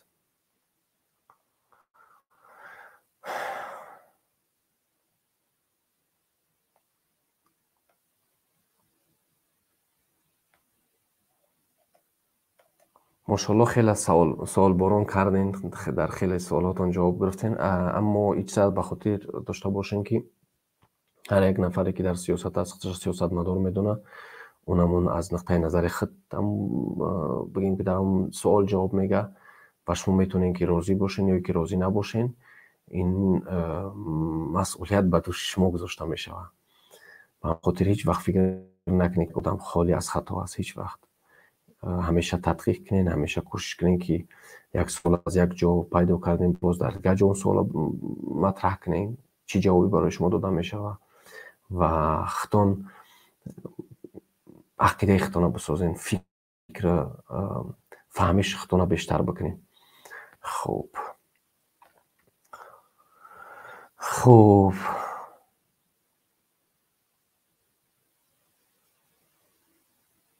اونم 3 کلمه رو هرچی میتواند از خود دور کند. کلمه طلاق، وعده، قسم خوردن. بله نجات، گپ شما درست است، در فکر شما راضی است. اکم برای بودن کورپسیا چی برنامه ها دارید و برای بالا بردن معاش مردم تاجیکستان تا چه اندازه امکانیت وجود دارد، مخصوصا از معلمان؟ من در این بخش معارف،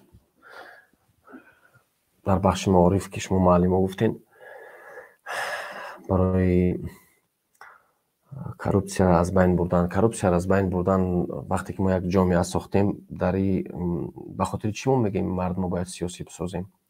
وقتی که یک نفر نمیخواد که از او پورا گرفته شود، میخواد برای آینده، وقتی که یک نفر میبینه که در کشورش آینده هست، هیچ وقت پورا نمیده. ما وقتی که ملت تربیت درست کردیم، تنها با تربیت درست ملت ما میتونیم که پوراگیری از بین ببریم.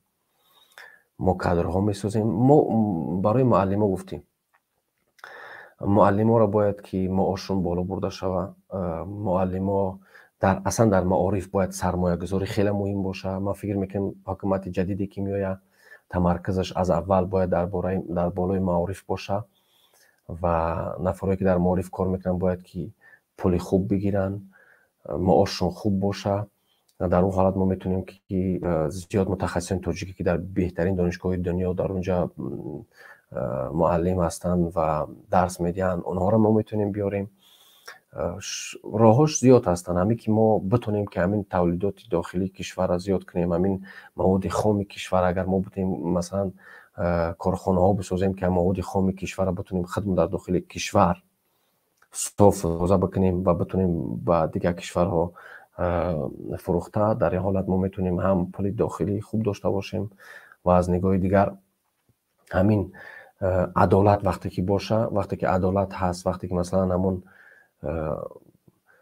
پولی که از طرف مردم به دولت داده میشه همین پول خوب اگر استفاده برده شود، ما میتونیم از این هم در معارف سرمایه گذاری کنیم و هم بتوانیم سطح دانش مردم بالا بریم، به همون مردم مکتب خونه ها را تامین کنیم، به همون چیزای درکاری. در این حالت میتونن که معلمان هم زندگی خوب داشته باشن. یعنی شرایط هست، ما میتونیم کار، این گپای ساده و عادی نیستن که هم میتونیم وعده بدیم. نه، این کار شدنی هست. دزدی بس شوه، همچنان که شما گفتین پوراگیری بس شوه، حتما که این پلا سرمایه گذاری کرده میشن در معارف، در فرهنگ. کارهای زیادی هست. مردم عزیز، میاناتو باید سخت بندین. تنها انقلاب کار به انجام نمیرسونه. انقلاب ای اولین قدم است. اونجا ما 99 قدم دیگه داریم که باید حرکت کنیم. خوب،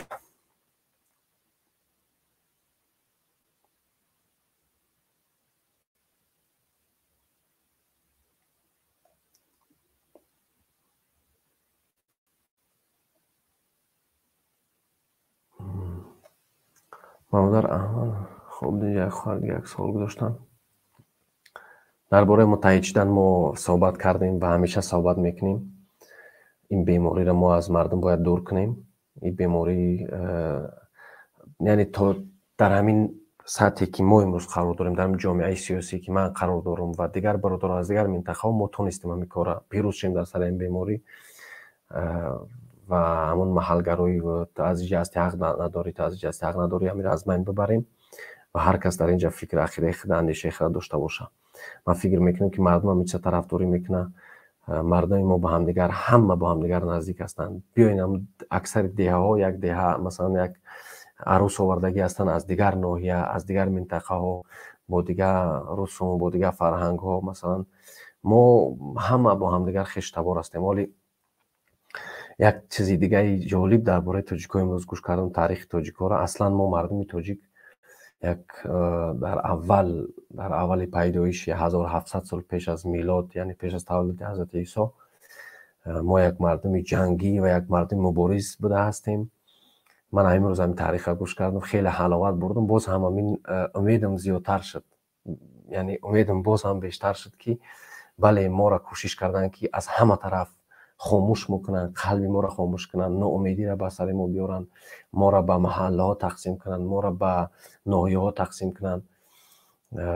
اما امروز کوشش کنیم به خدا، امروز وقت است. امروز هیچ نفر، همین نفر ایب برادری که امروز حتی طرفداری در حکومت رحمانوف میکنی، اینا باید بدونی که در آینده فرزندو دوجا زندگی میکنن. رحمانوف اگر فرار کرد، دستگیرش نکنید، خود در حکومت، در دولت تاجیکستان موندنی هستی، در کشور تاجیکستان موندنی هستی. به همون خاطر یک گپ خوب بفهم که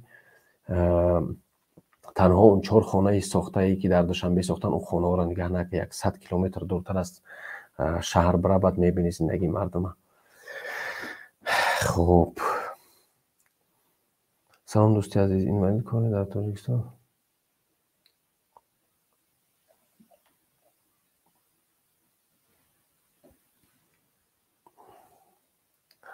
یک دو سال دیگه حق ما همین یک عادت خوب داریم تاجیکان، حتی در زندگی عادی ما فکر نمیکنیم که عادت بس است. ما میتونیم که مثلا نیم ساعت پیش خیر خوش کنیم، باز صحبت ادامه بدیم و کسی همین چیز اهمیت نمیده. برای چی؟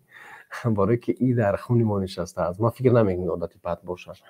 یعنی این همون ربط میگیره به یک ملت، کاری بدی هم نیست. وقت خش میکنی باز صحبت ادامه میدی، حتی همون با یک خشتبار صحبت میکنی، خیلی میگوی خداحافظ، ای بیا گپ گرفت فراموش کردم بگم، اون گپ میگوی با صحبت رفتن میگیره. من خاطر زیاده از 3 بار میشه که میگم که خیلی خوش میکنم، باز سوالای جالب شما رو میبینم، نمیتونم که جواب نگم. باز هم شما اجازه دارین یک دو سوال دیگه بکنیم و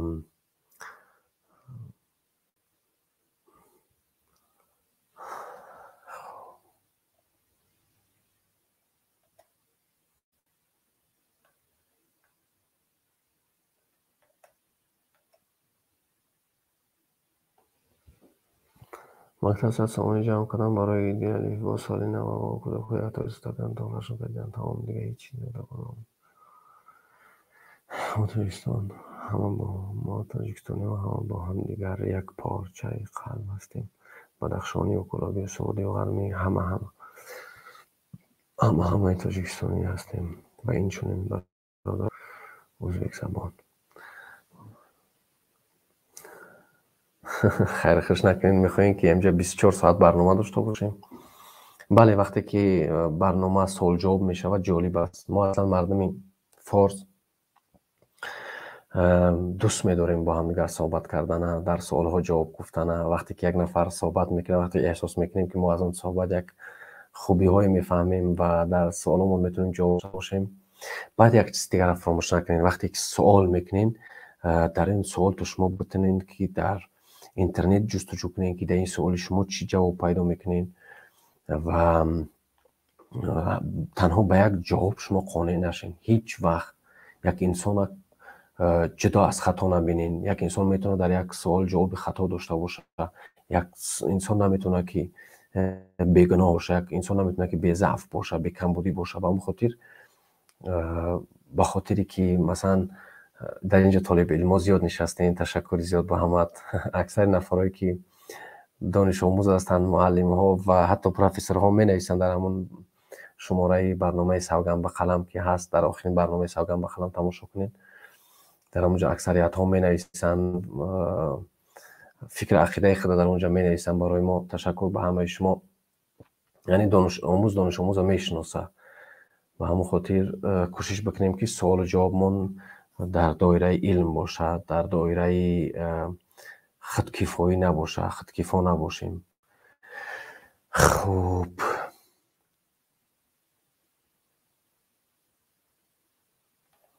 السلام علیکم. برای چه خلقی تاجیک این خدمت ترسید؟ برادر عزیز، ما همیشه درباره سیستم صحبت میکنیم. وقتی که من در همین آلمان اینترویو داشتم، به خاطر همون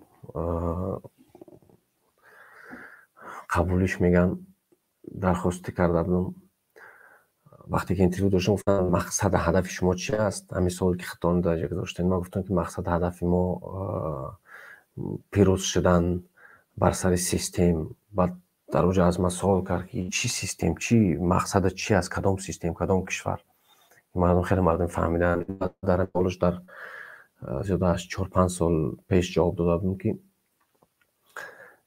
زیاده از 100 سال می شود که یک سیاستی رفته ایستاده، سیاست ترس که مردم ما را بترسونن و همین درخت ترس در مردم ما توانست که میوه بده و میوهش امروز ما و شما میبینیم. یک سیستم مکمل وجود داره که ما همچون یک ملت میخوان از بین ببرن. این یگون گپی عادی نیست، این یگون ترسانیدن نیست، این یگون پروپاگاندا نیست، این حقیقتی صاف است که ما را میخوان همچون با دستان خودی ها از بین ببرن. اگر که شما کمک بالاتر برین تاریخ همین جدا شوی تاجیکستان از ازبکستان نگاه بکنین، در اینجا خوب متوجه میشین که اکثریت کوشش کردن که تاجیک‌ها اصلا یک کشوری نداشته باشن و این سیستم چون که ما یک تاریخی داریم که او تاریخ یک ملت مثلا یک ملتی است که تاریخ داشتگی نیست، تاریخی سیاسی داشتگی نیست، اما ما وقتی که دولت سامانیان داشتیم، وقتی که متفکرای بزرگ داشتیم، از این ترس دارن که ما باز میتونیم که در آسیای میانه کارساز باشیم، در آسیای میانه، در آسیای مرکزی میتونیم که پیشرفت هنگفتی داشته باشیم. این چیزا سبب میشن که مثال امروز یک تاجیک میتونه که مثلا در یک کشور دیگه بیاید زبان او کشور در دوام 1 سال مثل خودشون صحبت بکنه، در او کشور بیاید اصلا مثل همون شهروندا با علم پیشرفت بکنه. این چیزا رو میبینن، ایو برنامه ساز دارن دیگه، ملت ها تحقیقات میگذرونن، اینا کوشش میکنن که مثلا یک ملتی هست که در اون ملت تنها مردم میتونن که کار کنن و همون غرور سیاسی نداشته باشن. ما غرور سیاسی داریم. هر یک ملتی که غرور سیاسی داشته باشد در بسر او ظلم زیاد میآید و همین غرور سیاسی ما را زیاده از 500-600 سال پیش میدونستن و همون خاطر ما را کوشش کردن که همچون یک ملت همیشه از همون چاپلوسای داخل استفاده برن و روز به روز مردم به هم دیگر بد کنن و مردم همون غرور سیاسی را از دست بدن. شما وقتی ما درباره دولت سامانیان صحبت میکنیم، اینا میتونیم که یک امپریای بزرگ بگیم. آسیای مرکزی تمامش در دست تاجیک‌ها با دوام 200-300 سال. خیلی دولت غوریان اگر شما نگاه کنید دوام 200 سال مبارزه سیاسی، 200 سال مبارزه سیاسی مردم، این کار بازی نیست. همین شاهان تاجیک نگاه کنیم دولت غوریان اگر در کتاب بابا جان افروف خونده باشین تاریخ تاجیکان، وقتی که ما در دولت غوریان میخونیم نگاه میکنیم 200 سال مبارزه بردن که به هدفشو برسن، تن ندادن. این چیزا را دیگه کشورها میگن که نگاه میکنن، متخصص دارن که این ملت از این ملت چی شده میشه، چی میتوان ساخت. ما یک ملتی در نظر خود شاید ما کوچک باشیم، اما در نظر دشمن ما کوچک نیستیم، در نظر دشمن ما خرد نیستیم. ما یک دولتی هستیم، ما یک ملتی هستیم که از این طرف امو دریا، در اون طرف ملت ما داریم، در این طرف ملت ما داریم و اینا دیدن، تشخیص کردن، نگاه کردن که اینها توانستن که زیاده از 100 سال حکمرانی کنن، اینها توانستن که بهترین دانشمندان داشته باشن، اینها این چیزا را داشتن. یعنی ما شما نگاه بکنین هم از نگاه علمی هم از نگاه اسلامی همین آرامی همین دولت تاجیکان در وقت سامانیان شما نگاه بکنین که تمام دانشمندای ما، حتی دانشمندای اسلامی و در فن ریاضی، تمام دانشمندای ما در همون وقتی سامانیان با وجود اومدن، تعلیم گرفتن، پیشرفت کردن، راهسازی کردن، آهن آبکنی را برای جهانیان نشون دادن. بسیاری چیزایی هستن که تشخیص میده که خیلی ما یک ملتی نیستیم مثلا تنها 8 میلیون یا که 10 میلیون در تاجیکستان باشیم. ما یک ملتی هستیم که زیاده از 12 یا که 15 میلیون ما در ازبکستان زندگی میکنن، در افغانستان ما زیاده از 12 میلیون داریم. در تمام کشورهای دنیا ما یک ملتی هستیم که میتونیم که یک کشور بزرگ و از نگاه سیاسی خوب داشته باشیم و ابرقدرت ها کدام ابرقدرت جهانی میخواد که یک ابرقدرت در برش باشه و همینی که اکثریت نگاه میکنیم که امروز مخالفین شما را امروز ما سیاستمدارا را ما برادرای که ما فرزندای ملت که میخوایم برای کشور پیشرفت داشته باشیم اینو میدونن که ما برنامه داریم، اینو میدونن که ما با چی سطح میخوایم کشور ما بریم برسونیم. به همون خاطر نه روسیه و نه دیگر دولت ها دستگیری نمیکنن. هیچ وقت این فکر نکنید که اگر ابرقدرت میخواد که یک ابرقدرتی که در برش باشه، این فکر هیچ وقت نکنید.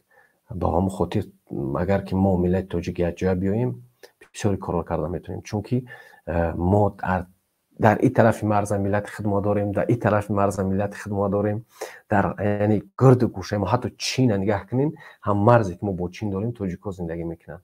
این با چی معنی است؟ این با اون معنی است که اگر ما واقعا یک ساله سیاسی در ژئوپلیتیک جهانی داشته باشیم، این چیز میتواند که برای دیگر کشورها معقول نشود. به همون خاطر این چیزا را خوب فکر بکنین، گذشته را نگاه بکنین، تاریخ نگاه بکنین. ما امروز به خاطر چی صحبت میکنیم؟ به خاطر اینکه ما بفهمونیم که امروز یک برنامه ملت کشی در سر تاجیک آمادگی است و همینی که دوام 30 سال یک نفر که خچه تاجیک میگه، یک نفر خچه پیشوای ملت میگه نتوانست که کشور ما را پیش ببره. به اون معنا است که دشمنای ما در همون برنامه‌های خود پیروز شدن. خوب،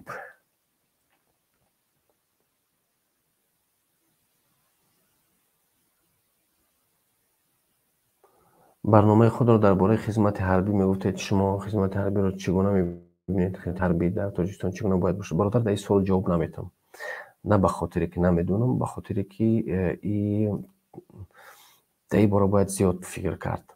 همین برنامه را زیاد خوب فکر کرد که ما باید چطور چگونه این چیزا میبینیم.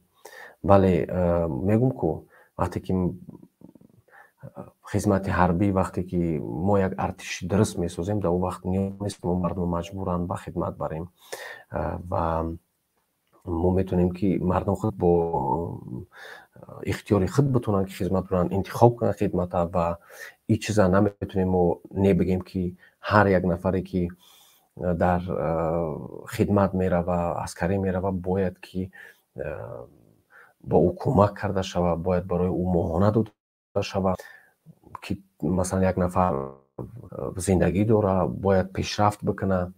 ما تعلیمات در اونجا میگذاریم که یک نفر تنها عسکر بچه تنها 2 سال خدمت نباشه، ما باید که اون نفر از خدمت بیرون شوه، همچون یک ملت دوست برای آینده ملت سازی کمک کنه، یعنی تربیه کنیم. دانشگاه حربی هم در هر یک مرکزی داشته باشیم که نزدیک باشند، دانشگاه باشد، بیاموزند. تنها یک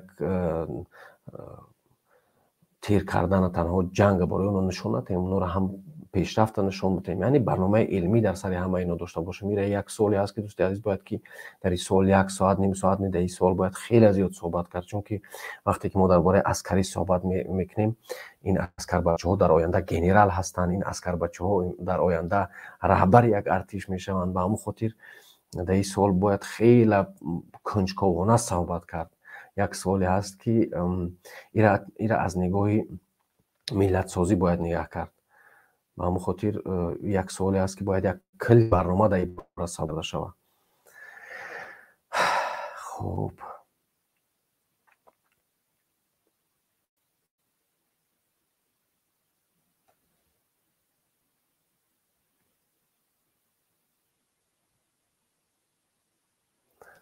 خب دوستای عزیز، اگر که چند دقیقه همینجا بشینیم سوال‌ها زیاد شدن میگیرن.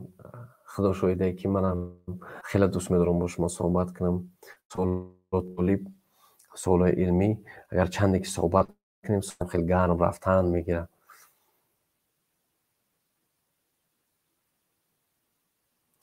من زیرا که بلاک شد و در این برنامه ابونه نو شده ایستم و نو از برنامه و این اکرمان چه شروع کردم.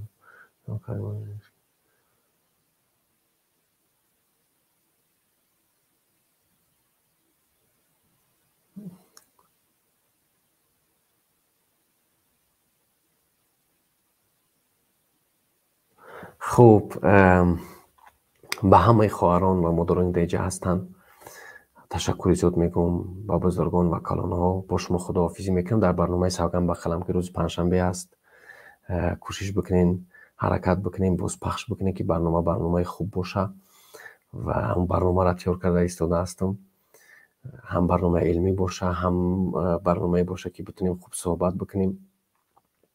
و یک چیز دیگر، همون 3 نقطه‌ای که شما میبینین، شما در همون 3 نقطه میتونین که در این بالای یوتیوب زیر کنین و در اوجا 1080p است، فول اچ دی تماشا کنین. نه برای که مثلا اکثریت شاید که 140p یا 360p نشون میده، در اون حالت شما میتونید که مرا مکمل آزاد زنده ببینین. و همون خاطر همون 3 نقطه‌ای که در بالای یوتیوب میبینین همونجا را زیر کنین. من انشالله یک نواری کتاب برای شما میسازم در این باره. در برنامه آینده نشان میدم که چه خیلی شما میتونید برنامه را هم در تلویزیون خوب تماشا کنین و هم در تلفن بتونین که چطوری که من میخوام، یعنی اینجا فول اچ دی هست، شما بتونین تماشا کنین، هم خوبتر میبینین و هم کیفیتش بالاتر. با کیفیتی بالاتر تماشا کردن هم برای چشمتون ضرر نمیرسونه و هم میتونین که نفری که صحبت میکنه خوب ببینینش. در این در برنامه آینده سوگند بخلم برای شما من فهماندهی میکنم که از چیز استفاده برین، چون اکثریت مردم هیچ چیزا رو نمیدونن. چون وقتی که شما در داخل یک تلفن اینترنت دارین، یوتیوب همیشه 360p برای شما نشون میده، اما وقتی هم 3 نقطه‌ای که شما در بالای هم یوتیوب میبینین همون رو در اونجا زیر میکنین، شما در اونجا برای شما نشون میده که کدام سطح شما میتونین، کدام کیفیت هم شما میتونین انتخاب کنین، هم کیفیت درست انتخاب کنین که بتوانین خوبتر برنامه را تماشا کنین. خوب ببینیم چند ساعت صحبت کردیم. ماشاءالله 3.5 ساعت قریب صحبت کردیم.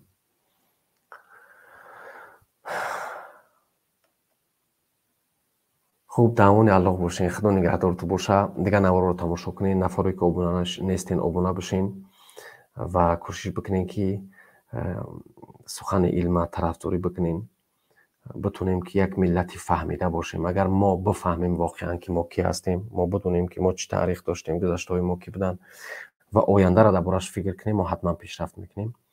گپ زیاد نکنم. خداحافظ و در امان الله باشین.